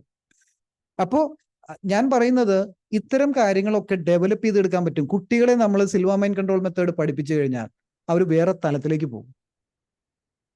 നമ്മൾ മനസ്സിൽ കാണുന്ന അവർ മാനത്ത് കാണാൻ തുടങ്ങും. കാരണം അവരുടെ ബ്രെയിൻ പ്രവർത്തിക്കുന്ന വേറെ തലത്തിലേക്കായി മാറും. ബൈ പ്രാക്ടീസ് ആട്ടോ, ഓൺ വൺ ഫൈൻ ഡേ അല്ല, പെട്ടെന്നൊരു ദിവസമല്ല. By practice we can do that. അപ്പൊ അത്രയും വിശാലമായ ലോകമാണ് ശരിക്കും മനസ്സിനുള്ളത്. മനസ്സ് എവിടെയാണ് നിലനിൽക്കുന്നതെന്ന് ഇന്നുവരെ സയൻസിന് തെളിയിക്കാൻ പറ്റിയിട്ടില്ല. സോള് നമ്മുടെ ശരീരത്തിൽ നിന്ന് പോകുന്നു, മരിക്കുന്ന ഒരു മനുഷ്യൻ എവിടെ പോകുന്നു? സോള് എന്തായാലും ഒരു എനർജി ആയിരുന്നു അല്ലേ? അപ്പൊ ആ energy that cannot be destroyed. അപ്പൊ ഒരു വേറൊരു ഫ്രീക്വൻസിയിൽ ഇത് ഇരിപ്പുണ്ടല്ലോ, മരിച്ചുപോയ ഒരാളുടെ സോള്. അപ്പോൾ അങ്ങനെയാണെങ്കിൽ അവരുമായിട്ട് സംസാരിച്ചുകൂടെ? അവരുടെ ലെവലിൽ നമ്മൾ ഫ്രീക്വൻസി ട്യൂൺ ചെയ്താൽ പോരെ? FM ട്യൂൺ ചെയ്ത പോലെ അങ്ങനെ ട്യൂൺ ചെയ്യാൻ കപ്പാസിറ്റി ഉള്ള ഒരാൾക്ക് ഒരു സോളുമായിട്ട് സംസാരിക്കാം. Believe me, it is possible. I have done it. എന്നിട്ട് അതിന് എവിഡൻസും കിട്ടിയിട്ടുണ്ട്. ഇപ്പോൾ ഇയാൻ സ്റ്റീവൻസൺ ഒക്കെ ഉണ്ട്. പുനർജന്മത്തെക്കുറിച്ചും റീഇൻകാർണേഷനെ കുറിച്ചും ഒക്കെ പഠിച്ച് ലോകത്ത് മൊത്തം ഓടി വരുന്ന ഒരു മനുഷ്യനാണ് ആര്? ഇയാൻ സ്റ്റീവൻസൺ അല്ലേ? ഇയാൻ സ്റ്റീവൻസന്റെ 600-ലധികം സ്റ്റഡീസ് ഇന്ന് നിംഹാൻസിൽ കിടപ്പുണ്ട്. അധികം അകലെയൊന്നും പോകണ്ട, നമ്മുടെ നിംഹാൻസിൽ കിടപ്പുണ്ട്, നമ്മുടെ ബാംഗ്ലൂർ. പക്ഷെ ഇപ്പോഴത്തെ സൈക്കോളജിസ്റ്റുകൾ ഇതൊന്നും എടുത്ത് പഠിക്കില്ല. എന്നിട്ട് പറയും ഇങ്ങനൊരു സംഭവമേ ഇല്ല എന്ന് പറയും. ഇത് തെളിവടക്കം അവിടെ ഉണ്ട്, എവിഡൻസ് അടക്കം. ഞാൻ ഇപ്പോഴും ആലോചിക്കുകയാണ്, ഇയാൻ സ്റ്റീവൻസൺ ഇന്ത്യയിൽ ഒരു ലേഡി, അവര് 4 വയസ്സ് വരെ മ്യൂട്ടായിരുന്നു. 5-ാം വയസ്സ് മുതലാണ് സംസാരിക്കാൻ തുടങ്ങിയത്. ഒരു ബ്രാഹ്മിൻ ലേഡി ആയിരുന്നു, അവരുടെ പേര് ഞാൻ മറന്നുപോയി. അവർ ഇതുപോലെ തന്നെ ഒരു സുപ്രഭാതത്തില് അവരുടെ പഴയ ഭർത്താവിനെ കുറിച്ച് സംസാരിക്കാൻ തുടങ്ങി. പഴയ ജന്മത്തിലെ. അപ്പൊ ഇയാൻ സ്റ്റീവൻസൺ ഇത് കണ്ടു കഴിഞ്ഞ് കഴിഞ്ഞപ്പോൾ അവരെയും കൊണ്ട് ചെന്നു. അതിന്റെ വീഡിയോ ഡോക്യുമെന്ററി ഡിസ്കവറി ചാനലുള്ളത് എൻ്റെ കയ്യിലുണ്ട്. If you come to me I will show you. ഇവര് ഡയറക്റ്റ് ക്യാമറയൊക്കെ പിടിച്ച് പോവാണ് ഈ പെണ്ണ് പറഞ്ഞ സ്ഥലത്തേക്ക്. ഈ പെണ്ണിന് അന്ന് 18 വയസ്സാ ഇവർ പരീക്ഷ നടത്തുമ്പോൾ. അവ പറയാണ്, ഇന്ന സ്ഥലത്താണ് എൻ്റെ വീടുണ്ടായിരുന്നത്, എൻ്റെ ഭർത്താവ് മരിച്ചുപോയി, എൻ്റെ ഇളയ മകനുണ്ട്, അവൻ ഇപ്പോൾ ജീവിച്ചിരിപ്പുണ്ടെങ്കിൽ 64 വയസ്സുണ്ടാവും. ചെന്ന് നോക്കിയപ്പോൾ കറക്റ്റാണ്. അവർ വിവരിച്ച ആ വഴികളിലൂടെ പോയി, അവരുടെ തറവാട് വീടിൽ പോയി. അപ്പൊ ചെന്നപ്പോൾ ഉണ്ട് ഇവര് മരിച്ച ഫോട്ടോ അവിടെ വെച്ചേക്കണം. കണ്ടോ, എൻ്റെ പഴയ ജന്മമാണത്, മരിച്ച എന്നെ പൂവിട്ട് വെച്ചേക്കുന്നതെന്ന്, മാലയിട്ട് വെച്ചേക്കുന്നതെന്ന്. ഭർത്താവും മരിച്ചുപോയി, ഇളയ മകനാണ് വീട് കൊടുത്തിരുന്നത്. ആ മകനെയും കണ്ട് അവർ പോന്നു. ഇയാൻ സ്റ്റീവൻസൺ ചെയ്ത 4 വയസ്സുള്ള ഒരു കുട്ടി ബ്രിട്ടനില് ഇതുപോലെ തന്നെ പെട്ടെന്നൊരു ദിവസം അവൻ ഫൈറ്റർ പ്ലെയിനുകളെ കുറിച്ച് സംസാരിക്കാൻ തുടങ്ങി. അവന്റെ ഫാദർ ഇയാൻ സ്റ്റീവൻസിനെ പരിചയമുള്ള ഒരാളായിരുന്നു. നിങ്ങൾക്ക് പറ്റിയ ഒരു എൻ്റെ മോനാണെന്ന് തോന്നുന്നു, ഒരു വരാൻ പറഞ്ഞു. പുള്ളി അപ്പം തന്നെ പ്ലെയിൻ എടുത്ത് വന്ന് അവിടെ ഇറങ്ങി ലാൻഡ് ചെയ്തു. കൊച്ചിനെ പോയി കണ്ടു. കൊച്ചിനെയും കൊണ്ട് അന്ന് UK നിലനിന്നിരുന്ന, അത് എന്നാണ് നടന്നതെന്ന് എനിക്ക് ഓർമ്മയില്ല, UK അന്ന് എയർഫോഴ്സിന്റെ മ്യൂസിയത്തിൽ കൊണ്ടുപോയി. അപ്പോൾ 2ാം ലോകമഹായുദ്ധം നടന്ന സമയത്തുണ്ടായ ബോംബിങ്ങിന് ഉപയോഗിച്ചിരുന്ന ഫൈറ്റർ പ്ലെയിൻസ് ഉണ്ടല്ലോ, ഫൈറ്റർ പ്ലെയിൻസ് ഈ കുട്ടിയെ കാണിക്കുകയാണ്. ഈ കുട്ടിയെ അതിനകത്തേക്ക് ഇരുത്തി അവൻ കൃത്യമായിട്ട് അത് ഓപ്പറേറ്റ് ചെയ്ത്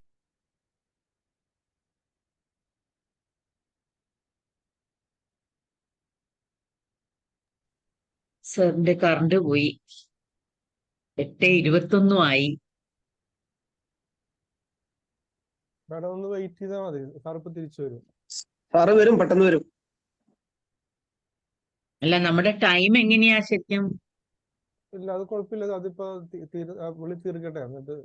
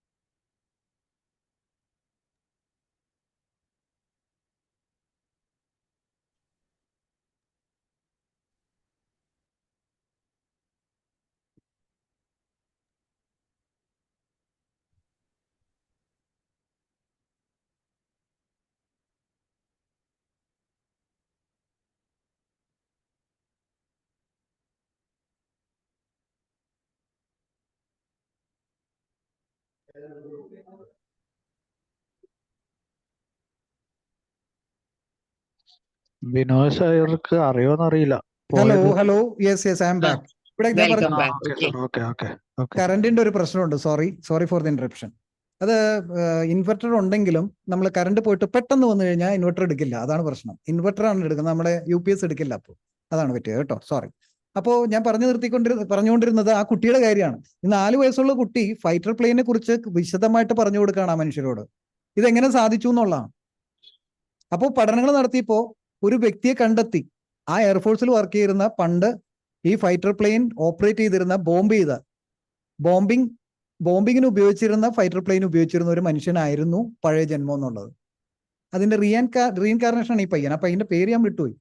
അപ്പൊ ഇങ്ങനെ 600ഓളം സ്റ്റഡീസ് നിംഹാൻസിൽ തന്നെ ഉണ്ട്, അദ്ദേഹത്തിന്റെ പഠനങ്ങൾ. ഡോക്ടർ ഇയാൻ സ്റ്റീവൻസൺ, അതുപോലെ ബ്രയൻ വൈസ് അനേക ജന്മങ്ങളെ കുറിച്ചുള്ള പഠനങ്ങൾ നടത്തിയ ബുക്കുകൾ നിങ്ങൾ കണ്ടിട്ടില്ലേ? അത് വായിക്കുമ്പോൾ നമുക്ക് വളരെ അത്ഭുതമായിട്ട് തോന്നും, ഇതൊക്കെ പോസിബിൾ ആണോ? ഇതാണ്. അപ്പോൾ മനസ്സിന് അപാരമായ സാധ്യതകളാണുള്ളത്. ഈ അപാരമായ സാധ്യതകളിലേക്ക് കയറി ചെന്ന് കഴിഞ്ഞാൽ നമ്മൾക്ക് ഇല്ലാത്ത കഴിവുകളൊക്കെ ഉണ്ടാക്കിയെടുക്കാം. It's possible. കൃത്രിമമല്ല, അത് നാച്ചുറൽ ആണ്, അത് ഡോർമെന്റ് ആണ്. ആ ഡോർമെന്റ് ആയിട്ട് കിടക്കുന്ന കഴിവിനെ നമ്മൾ എന്ത് ചെയ്യുന്നു? ആ കനലില് കുറച്ച് എണ്ണ ഒഴിച്ചു കൊടുത്ത് അങ്ങ് ആളി കത്തിക്കുകയാണ്.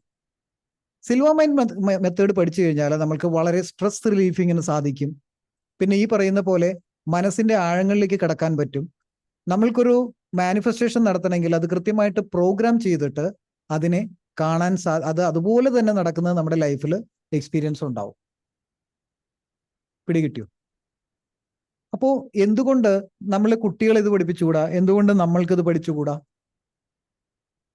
അവിടെയാണ് എൻ്റെ ചോദ്യം. അപ്പോൾ ഇതാണ് സിൽവ മൈൻഡ് കൺട്രോൾ മെത്തേഡ് എന്ന് പറയുന്നത്. അദ്ദേഹം വളരെയധികം റിസർച്ച് നടത്തിയിട്ട് ഇത്തരം സ്റ്റഡീസ് ഒക്കെ നടത്തി, പാരാസൈക്കോളജി, അദ്ദേഹത്തിന്റെ അനേകം ബുക്കുകളുണ്ട്. ഞാൻ ജസ്റ്റ് നിങ്ങളെ പരിചയപ്പെടുത്താം. അദ്ദേഹം അതിനുശേഷം ദ ഹീലർ, ഒരു സയന്റിഫിക് മെന്റാലിറ്റി ഉള്ള ഒരാള് ഹീലറായി മാറി. എങ്ങനെയായി മാറി? I'm also a healer. See, mental training, fitness and sports അതിനുപയോഗിക്കാം. ഈ കണ്ടോ, Silva ultra mind ESP business success, ബിസിനസ്സിൽ ഇത് ഉപയോഗിക്കാം. ഇതൊക്കെ എൻ്റെ ഉണ്ട്. സെയിൽസിൽ ഉപയോഗിക്കാം. ഇതെങ്ങനെ ഫലപ്രദമായിട്ട് ഉപയോഗിക്കാമെന്ന് കൃത്യമായിട്ട് അദ്ദേഹം പഠിപ്പിച്ചു തന്നിട്ടുണ്ട്. അപ്പൊ അതിന്റെ ബേസിക് ലെവലിലുള്ള കോഴ്സാണ് നമ്മളിപ്പോ അനൗൺസ് ചെയ്യുന്നത്. ആ കോഴ്സ് ജൂലൈയിലാണ് ഞാൻ പ്ലാൻ ചെയ്തിട്ടുള്ളത്. ഈ ജൂലൈ ഒരു 15th 16th കൂടിയാണ് പ്ലാൻ ചെയ്തിട്ടുള്ളത്. നിങ്ങൾക്ക് ആർക്കെങ്കിലും താല്പര്യം ഉണ്ടെങ്കിൽ ആ കോഴ്സിലേക്ക് വരാം. Once in a life opportunity ആയിരിക്കും അത്. ചിലപ്പോൾ ഒരൊറ്റ ബാച്ചൊക്കെ നടത്തിയിട്ട് ഞാൻ ഈ പരിപാടി നിർത്തും ചിലപ്പോൾ, ഒരുപക്ഷെ. ഇനി താല്പര്യമുള്ളവർ വന്നാൽ സെക്കൻഡ് ബാച്ച് വരാം. ഞാൻ അങ്ങനെ കൊടുക്കാറുള്ളൂ. ഓൺലൈനാണോ സാറേ? ഓൺലൈനിലാണ് നിലവിൽ. ഓഫ്ലൈനിൽ നിങ്ങൾക്ക് ആവശ്യമുണ്ടെങ്കിൽ ആ വരുന്നവർ പ്ലാൻ ചെയ്ത് കഴിഞ്ഞാൽ നമുക്ക് എറണാകുളത്ത് വെച്ച് നടത്താം. No problem. ഓഫ്ലൈനിലും ഇത് ഇഫക്റ്റീവായിട്ട് ചെയ്യാൻ സാധിക്കും. ഇപ്പൊ നിലവിൽ How long? അതൊരു 14 to 21 days എടുക്കും. അല്ലാതെ ചുമ്മാ ഒരു ദിവസവും കൊണ്ടൊന്നും നമ്മുടെ മനസ്സൊന്നും മാറ്റിയെടുക്കാൻ പറ്റില്ല. അങ്ങനെ ആരെങ്കിലും മൈൻഡ് പവർ ട്രെയിനേഴ്സ് പറഞ്ഞിട്ടുണ്ടെങ്കിൽ ഡോണ്ട് ബിലീവ് ദം. കാരണം നമ്മളുടെ മനസ്സിന് ഒരു 21 ദിവസമെങ്കിലും മിനിമം വേണം നമ്മുടെ ഒരു ഹാബിറ്റ് മാറ്റിയെടുക്കാൻ. ഇപ്പൊ ജോ ഡിസ്പെൻസയുടെ ഒക്കെ സ്റ്റഡീസ് ഉണ്ട്. അദ്ദേഹത്തിന്റെ ഒരു ബുക്കുണ്ട്, breaking the habits of being yourself. അതൊക്കെ വായിച്ചു നോക്കുക. അപ്പൊ അറിയാം ഇതൊന്നും ഒറ്റ ദിവസം കൊണ്ട് നേടാൻ പറ്റുന്നോ 2 ദിവസം കൊണ്ടുള്ള ട്രെയിനിങ് കൊണ്ടോ കുപ്പിച്ചിലിന് മേലെ നടന്നുകൊണ്ടോ കനലിൽ നടന്നുകൊണ്ടോ ഒന്നും സാധിക്കില്ല. നമ്മൾ പ്രാക്ടീസ് ചെയ്ത് നമ്മളത് ഉണ്ടാക്കി എടുക്കേണ്ടി വരും. ഇപ്പോൾ കോവിഡ് കാലത്ത് എത്രയോ ആൾക്കാർ എൻ്റെ പ്രോഗ്രാം അറ്റൻഡ് ചെയ്തവരുണ്ട്. I can give a lot of testimonials. Number തരാം, നിങ്ങൾ വിളിച്ചു നോക്കുക. അപ്പോൾ അത് ഇതിൻ്റെ ഒരു രീതിയുണ്ട്. ലോ ഓഫ് അട്രാക്ഷൻ എന്തുകൊണ്ട് വർക്ക് ചെയ്യുന്നില്ല എല്ലാവർക്കും? കാരണം ആൽഫ ലെവലിൽ പോയിട്ട് ആ ഫ്രീക്വൻസിയിൽ ഇരുന്നിട്ട് അഫർമേഷൻ കൊടുത്താൽ ഇത് വർക്ക് ചെയ്യുള്ളൂ. പിന്നെ ജന്മന ചില ആൾക്കാർ, ഇപ്പൊ 100 പേര് ഒരു mind power training program attend ചെയ്തു, ജന്മന ആൽഫ ഫ്രീക്വൻസി. ഇപ്പൊ ഞാൻ ജന്മന ആൽഫ ഫ്രീക്വൻസി പോയ ഒരു വ്യക്തിയാണ്. അങ്ങനെയുള്ളവർക്ക് ലോ ഓഫ് അട്രാക്ഷൻ വർക്ക് ചെയ്യും. പ്രത്യേകിച്ച് ഒരു ട്രെയിനിങ്ങിന്റെ ആവശ്യമൊന്നുമില്ല. ആ ട്രെയിനിങ്ങിൽ തിയറി മാത്രം പഠിച്ചൊന്ന് പ്രാക്ടിക്കലാക്കിയാൽ മതി. എത്ര പേർക്ക് വിഷ്വലൈസേഷൻ കപ്പാസിറ്റി ഉണ്ടാവും? കാരണം വിഷ്വൽ, സ്പേഷ്യൽ, ആർട്ടിസ്റ്റിക്കൽ ഇന്റലിജൻസ് ഉള്ള ഒരാൾക്ക് ഇമാജിൻ ചെയ്യാൻ പറ്റുള്ളൂ, വിഷ്വലൈസ് ചെയ്യാൻ പറ്റുള്ളൂ. അല്ലാത്തവന് പറ്റൂ. അപ്പൊ അവർ പറയും കണ്ണടച്ചോളൂ, വിഭാവനം ചെയ്തോളൂ എന്ന്. എത്ര പേർക്ക് വിഭാവനം ചെയ്യാൻ പറ്റും? എല്ലാവർക്കും പറ്റില്ല. വിഷ്വൽ, സ്പേഷ്യൽ ഇന്റലിജൻസ് ഉള്ളവർക്കേ അത് വിഭാവനം ചെയ്യാൻ പറ്റുള്ളൂ. അപ്പൊ ചുമ്മാ നമ്മൾ കണ്ണടച്ചിരുന്നുകൊണ്ടൊന്നും ഇത് നടക്കാൻ പോകുന്നില്ല. നമ്മുടെ സബ് കോൺഷ്യസ് മൈൻഡിന്റെ കോർ ലെവലിലേക്കുള്ള താക്കോലാണ് ആൽഫ ബ്രെയിൻ ഫ്രീക്വൻസി എന്ന് പറയുന്നത്. നമ്മൾ ബ്രെയിനിന്റെ ഫ്രീക്വൻസി മാറ്റി എല്ലാം മാറും. Got my point? ഇത് കൃത്യമായിട്ട് അപ്ലൈ ചെയ്ത് പഠിക്കേണ്ടതുണ്ട്. ചുമ്മാ നമ്മൾക്ക് അവിടെ നിന്ന് ഇവിടെ നോക്കി ഇതിന്റെ മെറ്റീരിയൽ കിട്ടിയേക്കാം. പക്ഷെ ഇത് കൃത്യമായിട്ട് പഠിച്ചാൽ, അത് കൃത്യമായിട്ട് പ്രാക്ടീസ് ചെയ്താൽ മാത്രമേ ഇത് വർക്ക് ചെയ്യുള്ളൂ. അല്ലെങ്കിൽ വർക്ക് ചെയ്യില്ല. അതുകൊണ്ടാണ് ഞാൻ പറയുന്നത് 14 to 21 days പഠിപ്പിക്കുമെന്ന്. അല്ലാതെ ചുമ്മാ ഒരു ദിവസം ക്ലാസ്, വേണമെങ്കിൽ 2 ദിവസം കൊണ്ട് നിർത്തായി പരിപാടി. ഒരു ഓഫ്ലൈൻ പ്രോഗ്രാം 1 ദിവസം 2 ദിവസം നടത്തിയ ഇതിന്റെ ഫുൾ കാര്യങ്ങൾ അങ്ങ് പഠിപ്പിക്കാം. ഇതിനകത്ത് എന്തൊക്കെ വരുന്നുണ്ടെന്ന് കേട്ട് ഞാൻ നിങ്ങൾ തന്നെ ഞെട്ടിപ്പോവും. ഇതിനകത്ത് 77 പേജുള്ള ഒരു വർക്ക് ബുക്കാണ് സിൽവ മൈൻഡ് മെത്തേഡിന്റെ. അതിനകത്ത് 71 കാര്യങ്ങൾ പഠിപ്പിക്കണം. എത്ര എണ്ണം പഠിപ്പിക്കാൻ പറ്റും? ഒരു ദിവസം 8 മണിക്കൂറോ അല്ലെങ്കിൽ 9 മണിക്കൂറോ അല്ലേ ക്ലാസ് എടുക്കാൻ പറ്റുള്ളൂ. 1 മണിക്കൂർ ഒരു മെത്തേഡ് വെച്ച് കഴിഞ്ഞാൽ തന്നെ 9 9 18 മെത്തേഡ് പഠിപ്പിക്കാൻ പറ്റും. അത്രേ ഉള്ളൂ. അപ്പൊ അത് നീണ്ട ഒരു 21 days അല്ലെങ്കിൽ 14 to 21 days നമ്മൾ ഓരോ ദിവസവും ഓരോന്ന് വെച്ച് പഠിച്ചു കഴിഞ്ഞാൽ ഇത് കവർ ചെയ്യാൻ പറ്റും. അല്ലാതെ How many hours a day? 1.5 മണിക്കൂർ, ഒരു 8 to 9 ആ ടൈമിലായിരിക്കും നമ്മൾ കോഴ്സുകൾ ഞാൻ എപ്പോഴും സജസ്റ്റ് ചെയ്യുക. കാരണം അതാണ് ഏറ്റവും നല്ലത്. കാരണം ആളുകൾ ഒന്ന് ഫ്രീ ആയിട്ടിരിക്കുന്ന ടൈമൊക്കെയാണ് ഞാൻ അതിന് കണ്ടെത്താറുള്ളത്. അതാണ്. അപ്പൊ ഇതാണ് ഇത്. ഇനി എന്തെങ്കിലും നമുക്ക് ചോദ്യങ്ങൾ ഉണ്ടെങ്കിൽ അമ്പിളി, നമ്മുടെ പഴയ അമ്പിളിയാണോ ഇത്? ഒരു മെസ്സേജ് കണ്ടു ഞാൻ. അല്ല സർ.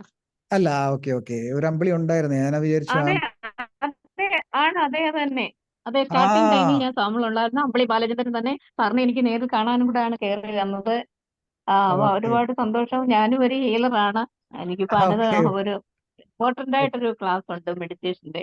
അപ്പൊ എനിക്കത് ജോയിൻ ചെയ്യണം. അതുകൊണ്ട് ഞാൻ ഇപ്പൊ ഞാൻ അങ്ങോട്ട് പോകുന്നു. കണ്ടതിൽ ഒരുപാട് ഇത്രയും സാറിനെ നല്ല ഓർമ്മയുണ്ടായിരിക്കും. ഓക്കെ പിന്നെ ഓക്കെ നമ്മൾ കണ്ടിട്ടില്ല. Thank you yes sir, yes thank you, okay congratulation, most thank you. Welcome most welcome most welcome okay, thank bye. Okay Okay, ഇനി can I എന്തെങ്കിലും share something? Yes yes definitely Selina ma'am Yes. Please. എന്റെ അച്ഛൻ 2010 മരിച്ചു. ആ ഞാൻ അന്ന് ഈ 17-ന്റെ അന്ന് നമ്മുടെ ആ ചടങ്ങുകളെല്ലാം കഴിഞ്ഞ് ഞങ്ങള് ഹിന്ദുക്കളാണ്, ആ ചിത കത്തിച്ച് സ്ഥലത്ത് പ്രാർത്ഥിക്കാൻ അവിടെ നിന്ന് പ്രാർത്ഥിക്കുകയായിരുന്നു. ആ I got somebody telling inside me. ഉം, എന്റെ അമ്മ അച്ഛൻ തങ്ക എന്നാ വിളിച്ചോണ്ടിരുന്നത്, തങ്കമ്മ എന്നാ പേര്. ആ മോളെ തങ്കയെ ഞാൻ കൊണ്ടുപോവുക. ആ ആ ആ Then I didn't know my mother had any diseases, nothing. ആ ആ തിരിച്ച് ഞാൻ വന്നു കിടന്ന് ഒരുപാട് ലഹള ഉണ്ടാക്കി. ഉം. അപ്പൊ ഞാൻ എന്റെ ആളും അമ്മയുടെ പോയി അടുത്ത് പെട്ടെന്നല്ലേ ആളും അല്ല, പോയി പെട്ടെന്ന്. മദറിന് അപ്പോഴാണ് അമ്മ എന്റെ അടുത്ത് പറയുന്നു, എനിക്ക് കൈ അനങ്ങുന്നില്ല മോളെ. ആ പിന്നെ നമ്മൾ പെട്ടെന്ന് അത് കഴിഞ്ഞ് നമ്മള് MRI ഒക്കെ എടുക്കുമ്പോ she had brain cancer. Within 87th day അമ്മ പോയി. ഓ അച്ഛൻ മരിച്ചിട്ട് ആ 87th ഡേ അമ്മ പോയി. Yes I still don't know how that voice came into me. അച്ഛൻ ഇങ്ങനെ പറയുന്ന പോലെ തന്നെയാണ് എനിക്ക് തോന്നണേ, തങ്കയെ ഞാൻ കൊണ്ടുപോവാടി. അത് നമ്മൾ സിമിലർ ഫ്രീക്വൻസിയാണ് നമ്മുടെ ഫാദറിന്റെ. ഫിസിക്കലി നമ്മൾക്ക് അങ്ങനെ വരാം.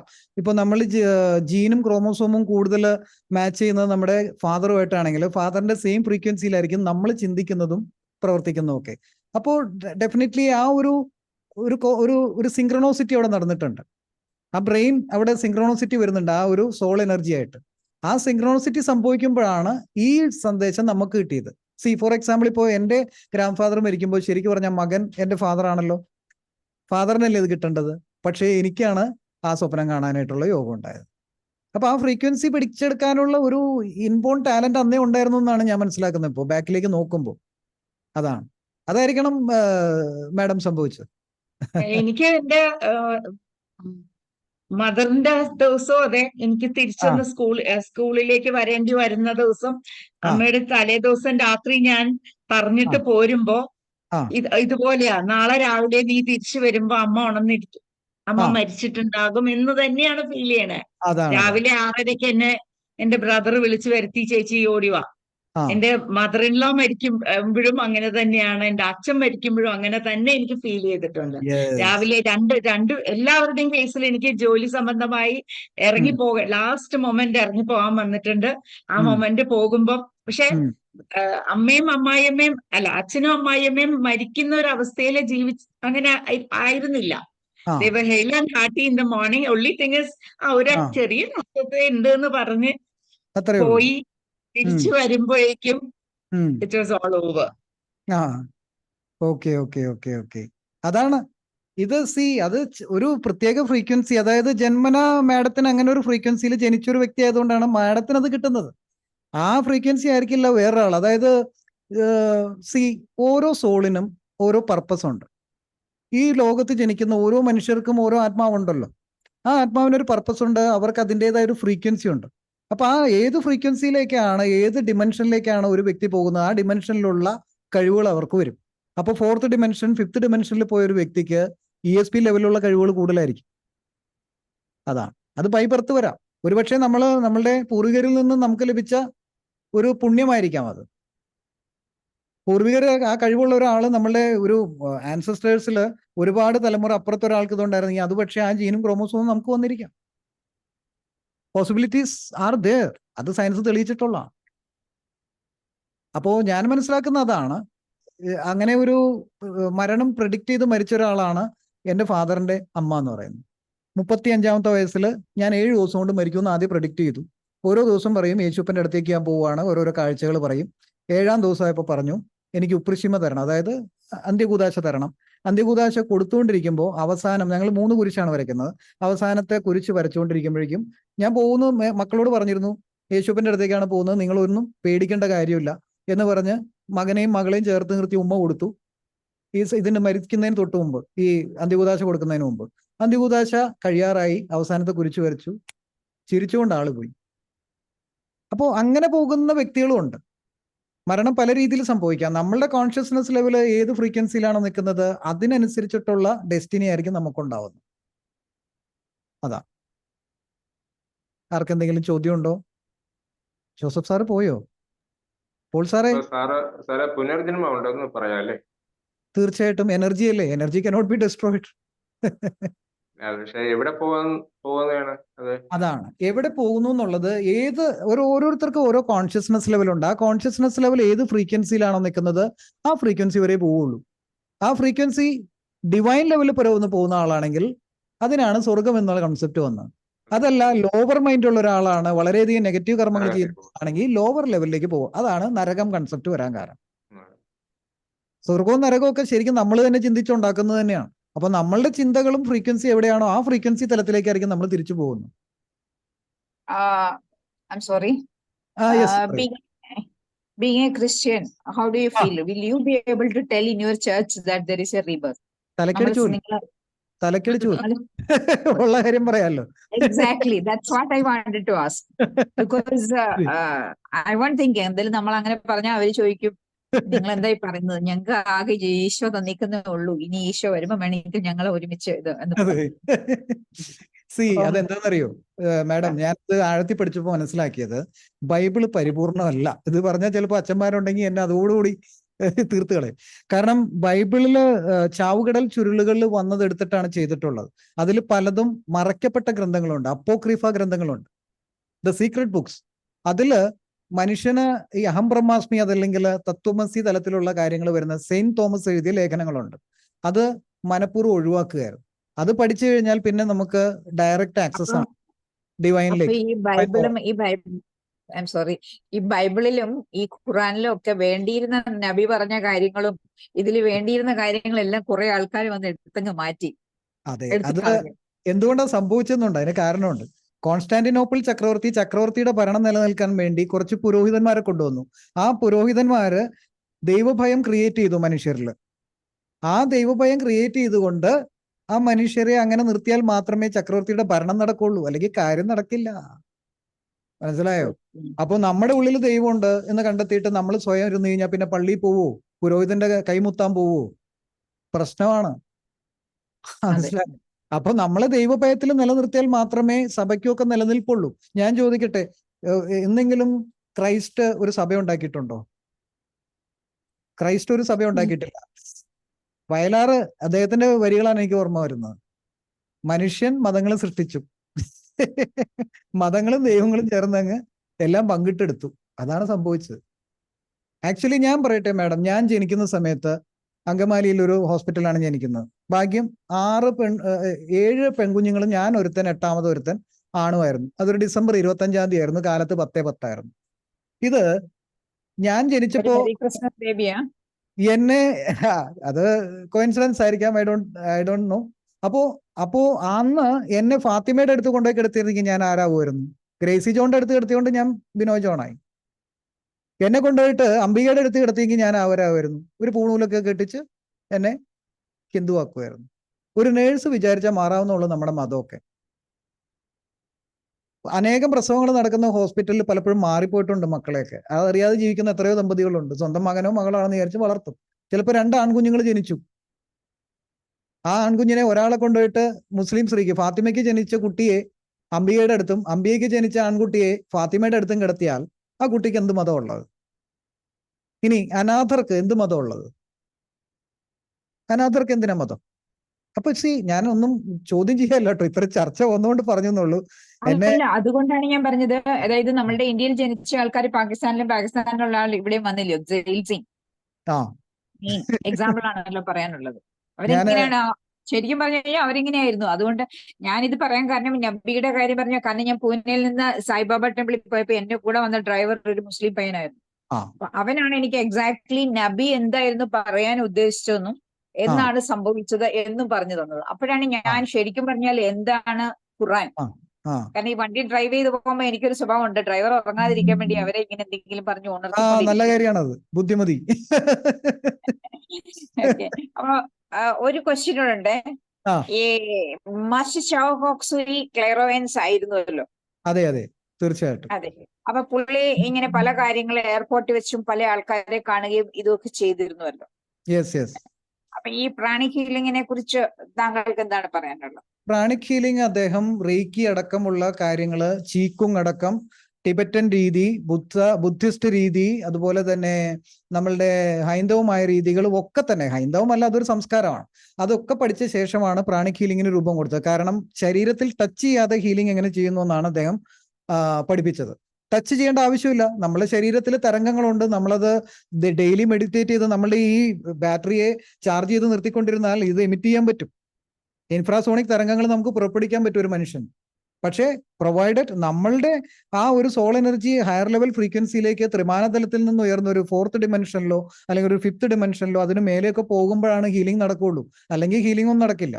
അപ്പോൾ മാത്രമാണ് നമ്മളുടെ ഫ്രീക്വൻസിയെ യൂണിവേഴ്സൽ ഫ്രീക്വൻസി ആയിട്ട് കണക്ട് ചെയ്യാനും നമ്മൾ ആ ഫ്രീക്വൻസി എടുത്തിട്ട് ഒരു വ്യക്തിയിലേക്ക് ട്രാൻസ്മിറ്റ് ചെയ്യാനും പറ്റുക. അതും ഒരു കഴിവാണ്. ട്രാൻസ്മിറ്റ് ചെയ്യാൻ പറ്റണം, എങ്കിൽ മാത്രമേ അവിടെ ഹീലിംഗ് നടക്കുകയുള്ളൂ. നമ്മളുടെ ബയോമാഗ്നറ്റിസം, വേദാദ്രി മഹർഷിയുടെ ഭാഷയിൽ പറഞ്ഞു കഴിഞ്ഞാൽ അത് ബയോമാഗ്നറ്റിസമാണ്. ജൈവികമായ കാന്തിക ശക്തിയാണ്. ഇപ്പൊ താങ്കൾ പഠിപ്പിക്കാൻ പോകുന്നതായിട്ട് ഇതുമായിട്ട് എന്തെങ്കിലും കണക്ഷൻ ഉണ്ടോ? ഇത് പഠിച്ചൊരു വ്യക്തിക്ക് ഹീലിംഗിലേക്ക് പോകാനായിട്ട് എളുപ്പമാകും, അത് അനുഭവിക്കാൻ പറ്റും. ഈ കേരളത്തിൽ ഇപ്പോൾ സംഭവിച്ചിരിക്കുന്ന ഈ ലഹരി പദാർത്ഥങ്ങൾ ഉപയോഗിക്കുന്ന ആൾക്കാരും ഈ അഡിക്ഷൻസ്, മൊബൈൽ അഡിക്ഷൻ അല്ല ഇങ്ങനെയുള്ള ഫോൺ അഡിക്ഷൻസ്, ആൽക്കഹോളിസം, ഇങ്ങനെയുള്ള ആൾക്കാരിൽ നിന്നൊക്കെ ഈ ഹൈ ലെവൽ ഓഫ് റേഞ്ച് ചെന്ന് കഴിയുമ്പോൾ അവളെ മാറ്റാൻ പറ്റും. പക്ഷെ അവരും മനസ്സുകൊണ്ട് ആഗ്രഹിക്കണം, എനിക്കൊന്ന് നന്നാവണം എന്ന് ആഗ്രഹിച്ചാൽ പറ്റും. പക്ഷെ വേറൊരു കാര്യമുണ്ട്, ഡ്രഗ്സ് കൂടുതൽ ഉപയോഗിച്ചു കഴിഞ്ഞാൽ ബ്രെയിനിന്റെ ഫ്രോണ്ടൽ കോർട്ടെക്സ് ഫിലമെന്റ് അടിച്ചു പോകുന്ന പോലെ അടിച്ചു പോകും. പിന്നെ ഇവന് മുന്നിൽ നിൽക്കുന്നത് അച്ഛനാണോ അമ്മയാണോ പെണ്ണാണോ ആണാണോ എന്താണെന്നുള്ളൊരു ബോധമില്ലാത്ത അവസ്ഥയിലേക്ക് എത്തി അവൻ ഡ്രഗ്സ് മാക്സിമം ഉപയോഗിച്ച് ബ്രെയിനിന്റെ തലം, അതായത് ഈ ഫ്രോണ്ടൽ കോർട്ടെക്സ് അടിച്ചു പോയി കഴിഞ്ഞാൽ പിന്നെ രക്ഷയൊന്നുമില്ല, പിന്നെ കൈവിട്ടു പോയി, പിന്നെ അവൻ ഉപേക്ഷിക്കുന്നതാണ് നല്ലത്. പ്രാന്തമായിട്ട് ഒരു ഇൻസാനിറ്റിയിൽ കറങ്ങി തിരിഞ്ഞ് നടക്കും, അത്രേ ഉള്ളൂ. കാരണം നമ്മളെ ഇന്നത്തെ കുട്ടികളെ ഇത് ബോധ്യപ്പെടുത്തണം. ഇവര് ചെറുപ്പത്തിലെ നമ്മൾ മെഡിറ്റേഷനൊക്കെ പഠിപ്പിച്ച് ഒരു ട്രാക്കിലേക്ക് ആക്കി കഴിഞ്ഞാൽ ഈ കുട്ടികൾ വ്യതിചലിച്ച് പോവില്ല. കാരണം അവർ സ്വയം ചിന്തിക്കാൻ തുടങ്ങും, സ്വയം ഇൻട്രോസ്പെക്ട് ചെയ്യാൻ തുടങ്ങും, സ്വയം അപഗ്രഥിക്കാൻ തുടങ്ങും. അങ്ങനെയുള്ള കുട്ടികൾ ഇതിലേക്ക് പോകാനുള്ള ചാൻസ് വളരെ കുറവാണ്. അതുകൊണ്ട് നമ്മെ ചെറുപ്പത്തിലെ അവരൊരു 10 വയസ്സൊക്കെ ഉള്ളപ്പോഴേ തന്നെ, അല്ലെങ്കിൽ 8 വയസ്സുള്ളപ്പോഴേ തന്നെ മെഡിറ്റേഷനൊക്കെ പ്രാക്ടീസ് ചെയ്യിപ്പിക്കണം. കുട്ടികൾ ഇന്ന് ഇപ്പൊ പാസീവ് ലെവൽ ഓഫ് അറ്റൻഷൻ ആണ്. മൊബൈൽ അങ്ങ് പിടിച്ചിട്ട് എനിക്ക് വേണമെങ്കിൽ ഇപ്പോ അവിടെ ആരെങ്കിലും കുളിക്കുന്ന ശബ്ദം കേൾക്കാം, പുറത്ത് പട്ടി ഉറക്കുന്ന ശബ്ദം കേൾക്കാം. ഇങ്ങനെയാണ് കുട്ടികൾ ജീവിക്കുന്നത്. പാസീവ് ലെവൽ ഓഫ് അറ്റൻഷൻ ആണ്. ബുക്ക് കയ്യിലെടുക്കുമ്പോഴും പാസീവ് ലെവൽ ഓഫ് അറ്റൻഷൻ ആണ്. ആക്റ്റീവ് ലെവൽ അറ്റൻഷൻ കിട്ടുന്നില്ല. മെഡിറ്റേഷനിലൂടെ അന്തർമുഖരാവാൻ അവരെ പഠിപ്പിക്കണം. ഹൈലി എക്സ്ട്രോവേർട്ട് ആയിട്ടുള്ള ഒരാളെ പിടിച്ചിരുത്താൻ ഇത്തിരി ബുദ്ധിമുട്ടാണ്. പ്രാക്ടീസിലൂടെ അവനെ അടക്കി ഒതുക്കി ഇരുത്താൻ പറ്റും. Provided they should practice it for a long time. അത് അനേകം നാളുകളോളം പരിശീലിച്ച് അവരെ ആ ലെവലിലേക്ക് കൊണ്ടുവരാം. അവരുടെ ബ്രെയിനിനെ നമ്മൾ നല്ല രീതിയിൽ, അതായത് ബ്രെയിനിന്റെ ഫ്രീക്വൻസി കുറച്ചാൽ ഇവന്റെ പൊരുവരിപ്പൊക്കെ തീരും. ഇപ്പൊ ADHD ഉള്ള കുട്ടി, അവന്റെ ബ്രെയിൻ ഫ്രീക്വൻസി കുറച്ച് നോക്കിയേ, അവന്റെ പൊരുവരിപ്പ് കുറയും. കാരണം ബ്രെയിനിന്റെ ഫ്രീക്വൻസി ഹയർ ബീറ്റ ലെവലിൽ പോകുമ്പോഴാണ് ADHD ഇതൊക്കെ വരുന്നത്. പൊരുവരിപ്പ് കൂടുന്നതൊക്കെ അപ്പോഴാണ്. ആ ബ്രെയിനിന്റെ ഫ്രീക്വൻസി കുറച്ച് കഴിഞ്ഞാൽ അവന്റെ പ്രശ്നം തീർന്നില്ലേ? പക്ഷെ ഒറ്റയടിക്ക് അത് പറ്റില്ല. അവൻ ജന്മന അങ്ങനെയാണ്, അവന്റെ ജീൻ അങ്ങനെയാണെങ്കിൽ, അവന്റെ അച്ഛൻ അങ്ങനെയാണെങ്കിൽ അവൻ അങ്ങനെ ആവില്ലേ? അവന്റെ അച്ഛന്റെ ജീൻ, അച്ഛനൊരു വികൃതിയായിരുന്നു, ADHD ഉള്ള ആളായിരുന്നെങ്കിൽ മകനും കിട്ടും. അപ്പൊ ജീൻ ഉടനെ തന്നെ നമുക്ക് ട്രാൻസ്ഫോം ചെയ്യാൻ പറ്റില്ല. അത് ബൈ പ്രാക്ടീസ് ഒരു അക്വേർഡ് ടാലന്റ് ആയിട്ട് അവനെ ഫോക്കസ് ക്ലിയർ ചെയ്ത്, കോൺസെൻട്രേഷൻ ക്ലിയർ ചെയ്ത് എല്ലാം വരുത്തി പതുക്കെ ഒരു സ്ലോ പ്രോസസ്സിൽ, ലോങ് ടേം പ്രോസസ്സിൽ അത് മാറ്റിയെടുക്കാൻ പറ്റും. പക്ഷേ ഈ മാഡം പറഞ്ഞ പോലെ ഒരു അഡിക്ഷൻ ലെവലിൽ വന്ന് ഇതെല്ലാം ഉപയോഗിച്ച് ബ്രെയിനിന്റെ തലങ്ങൾ മാറിപ്പോയി ഇനി രക്ഷയില്ലാത്തൊരവസ്ഥയിലേക്ക് ഒരു മനുഷ്യനെ നമുക്ക് ഒന്നും ചെയ്യാൻ പറ്റില്ല. ഹീലിംഗ് കൊടുക്കാം, അവനെ എല്ലാ ദിവസവും ഒരു 2 മണിക്കൂർ വെച്ച് ഹീൽ ചെയ്യേണ്ടി വരും. നമ്മളുടെ പണി തീരും അവനെ ഹീൽ ചെയ്താൽ. കാരണം അത്രയും ഇമ്മൻസ് എനർജി കൊടുക്കണം അവിടെ. പറ്റും, ഇത് സാധ്യമല്ലാത്ത ഒന്നുമില്ല. E = mc². Energy can create anything, any matters in this world. അതാരാ പറഞ്ഞു?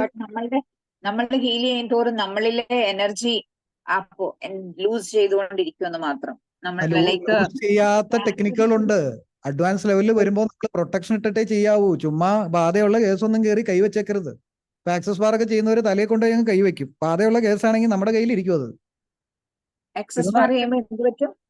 നമ്മൾ തലയിൽ കൈവച്ച് ചെയ്യാണല്ലോ. തല ചെയ്യാറുണ്ട്, അതുകൊണ്ടാണ് കറൗണ്ട് ചക്രയിലൊക്കെ വെച്ച് ചെയ്യില്ലേ?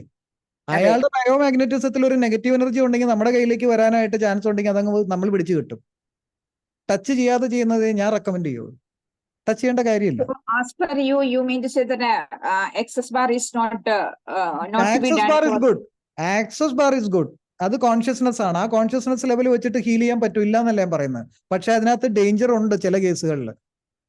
ഈ നെഗറ്റീവ് എൻറ്റിറ്റി ഉള്ള എന്തെങ്കിലും ഒരു സോൾ ഉള്ള ഒരാളെ ഹീൽ ചെയ്യാൻ വേണ്ടി തലേ കൈ പിടിച്ചാൽ there is A lot of chance that you will get it. എൻ്റെ അടുത്ത് വന്നു, ആക്സസ് ബാർ ചെയ്യുന്ന ഒരു വ്യക്തി വന്നു. ആക്സസ് ബാർ ഇസ് ഗുഡ്, അത് തെറ്റാന്ന് ഞാൻ പറയുന്നില്ല. പക്ഷെ ടച്ച് ചെയ്യുമ്പോൾ അവരുടെ ബയോമാഗ്നറ്റിസത്തിൽ ഡയറക്റ്റ് നമ്മൾ ഇന്റർഫിയർ ചെയ്താൽ ആ എൻറ്റിറ്റിക്ക് അത് പിടിക്കുന്നില്ല എങ്കിൽ ഒരു പക്ഷേ നമ്മളിലേക്ക് അട്രാക്ട് ചെയ്യപ്പെടാം. നിർബന്ധമില്ല, സം ടൈംസ് ഇറ്റ് ഹാപ്പൻസ്. ഇനി നമ്മളുടെ എനർജി അവര് ഒരു എനർജി വാമ്പയറിനെ പോലെ വലിച്ചെടുത്തിട്ട് പോകാം. കാരണം അവർക്ക് എനർജി ഇല്ലാത്തതുകൊണ്ടാണ് നമ്മുടെ അടുത്ത് വരുന്നത്. So if you are seeing a case like alcoholism or something, you are doing it. So first we do a pranic healing, get it cleaned, all the chakras, followed by you can do a access bar. ചെയ്യാം. പക്ഷെ നിങ്ങൾ protection എടുക്കണം. നിങ്ങളുടെ ബയോമാഗ്നറ്റിസത്തെ, നിങ്ങളുടെ ഓറയെ നിങ്ങൾ lock ചെയ്യാതെ ശ്രമിച്ചാൽ എന്ത് നെഗറ്റിവിറ്റിയും ഒരു പക്ഷെ നമ്മളിലേക്ക് കയറാം. So you have to be with the psychotherapy of shielding. Yes, definitely. അതില്ലാതെ ചെയ്താൽ പണി കിട്ടും. Interfere. I'm very sorry, Jadavani ma'am. I think it's a lot of time now. Okay. Thanks a lot. Actually, I got a lot of സാറിന്റെ time. Number ഒന്ന് കൊടുത്തോളൂ. Thank you so much. വേണമെങ്കിൽ വിളിക്കാലോ. ഞാൻ chat ബോക്സിൽ നമ്മൾ അങ്ങനെ ചർച്ചയാണെങ്കിൽ ഇന്നൊന്നും തീരില്ല ഈ വിഷയം. ഭയങ്കര വാസ്റ്റ് ആയിട്ടുള്ള സാർ ഒരുപാട് വാട്ട് സിൽവ മൈൻഡ് എന്നുള്ളത്. സോ വളരെ എനർജി ഉള്ള ക്ലാസ് ആയിരുന്നു സാർ. അതോടൊപ്പം തന്നെ ഒരുപാട് കാര്യങ്ങൾ മനസ്സിലായി. നമ്മുടെ എനർജി നമ്മൾക്ക് തന്നെ അൺലോക്ക് ചെയ്യാവുന്നതേ ഉള്ളൂ, നമ്മുടെ അടുത്ത് ഉണ്ട് എന്നുള്ളതാണ് ബേസിക് ആയിട്ടുള്ളത്. അത് തീർത്തും മനസ്സിലാക്കി. ഇതുവരെ ഇവിടെ എന്തായാലും ലാസ്റ്റ് വരെ ആ സാറിന് അവിടെ എല്ലാരും തന്നെ ഉണ്ടായിരുന്നു എന്നുള്ളതാണ്. എത്ര പേര് അത്രയും പേരും ഇത്രയും വൈകിട്ടും ഉണ്ടായിരുന്നു എന്നുള്ളത് വലിയൊരു കാര്യം തന്നെയാണ്. സോ ഇനി ഞാൻ എന്റെ അധികം നീളുന്നില്ല. Saiju sir, Selina ma'am, Joseph sir, Paul sir, Tasni ma'am and all my dear audience and Binoy sir, thank you so much. സാറിന്റെ വളരെ വളരെ നല്ല ക്ലാസ് ആയിരുന്നു. Thank you. എന്റെ പേരിലും KCTയുടെ പേരിലും ഞാൻ വളരെയധികം നന്ദി രേഖപ്പെടുത്തുന്നു. എന്റെ നമ്പർ ഇട്ടിട്ടുണ്ട് കേട്ടോ, ചാറ്റ് ബോക്സിലുണ്ട്. വാട്സപ്പ് ലിങ്ക് ഇട്ടിട്ടുണ്ട്, നിങ്ങൾക്ക് അതിലേക്ക് വരാം. You are most welcome. Okay. Anyway, thank you each and everyone who listened to me for a long time. Thank you so much. God bless you all. Thank you. Thank you, sir. Thank you. Thank you. It was really an interesting one. Thank you. Sorry, I had to stop it. Okay. It's okay, fine. There is a time for everything. Yes. Thank you. Okay. See you there. Bye. Good night. Good night, all.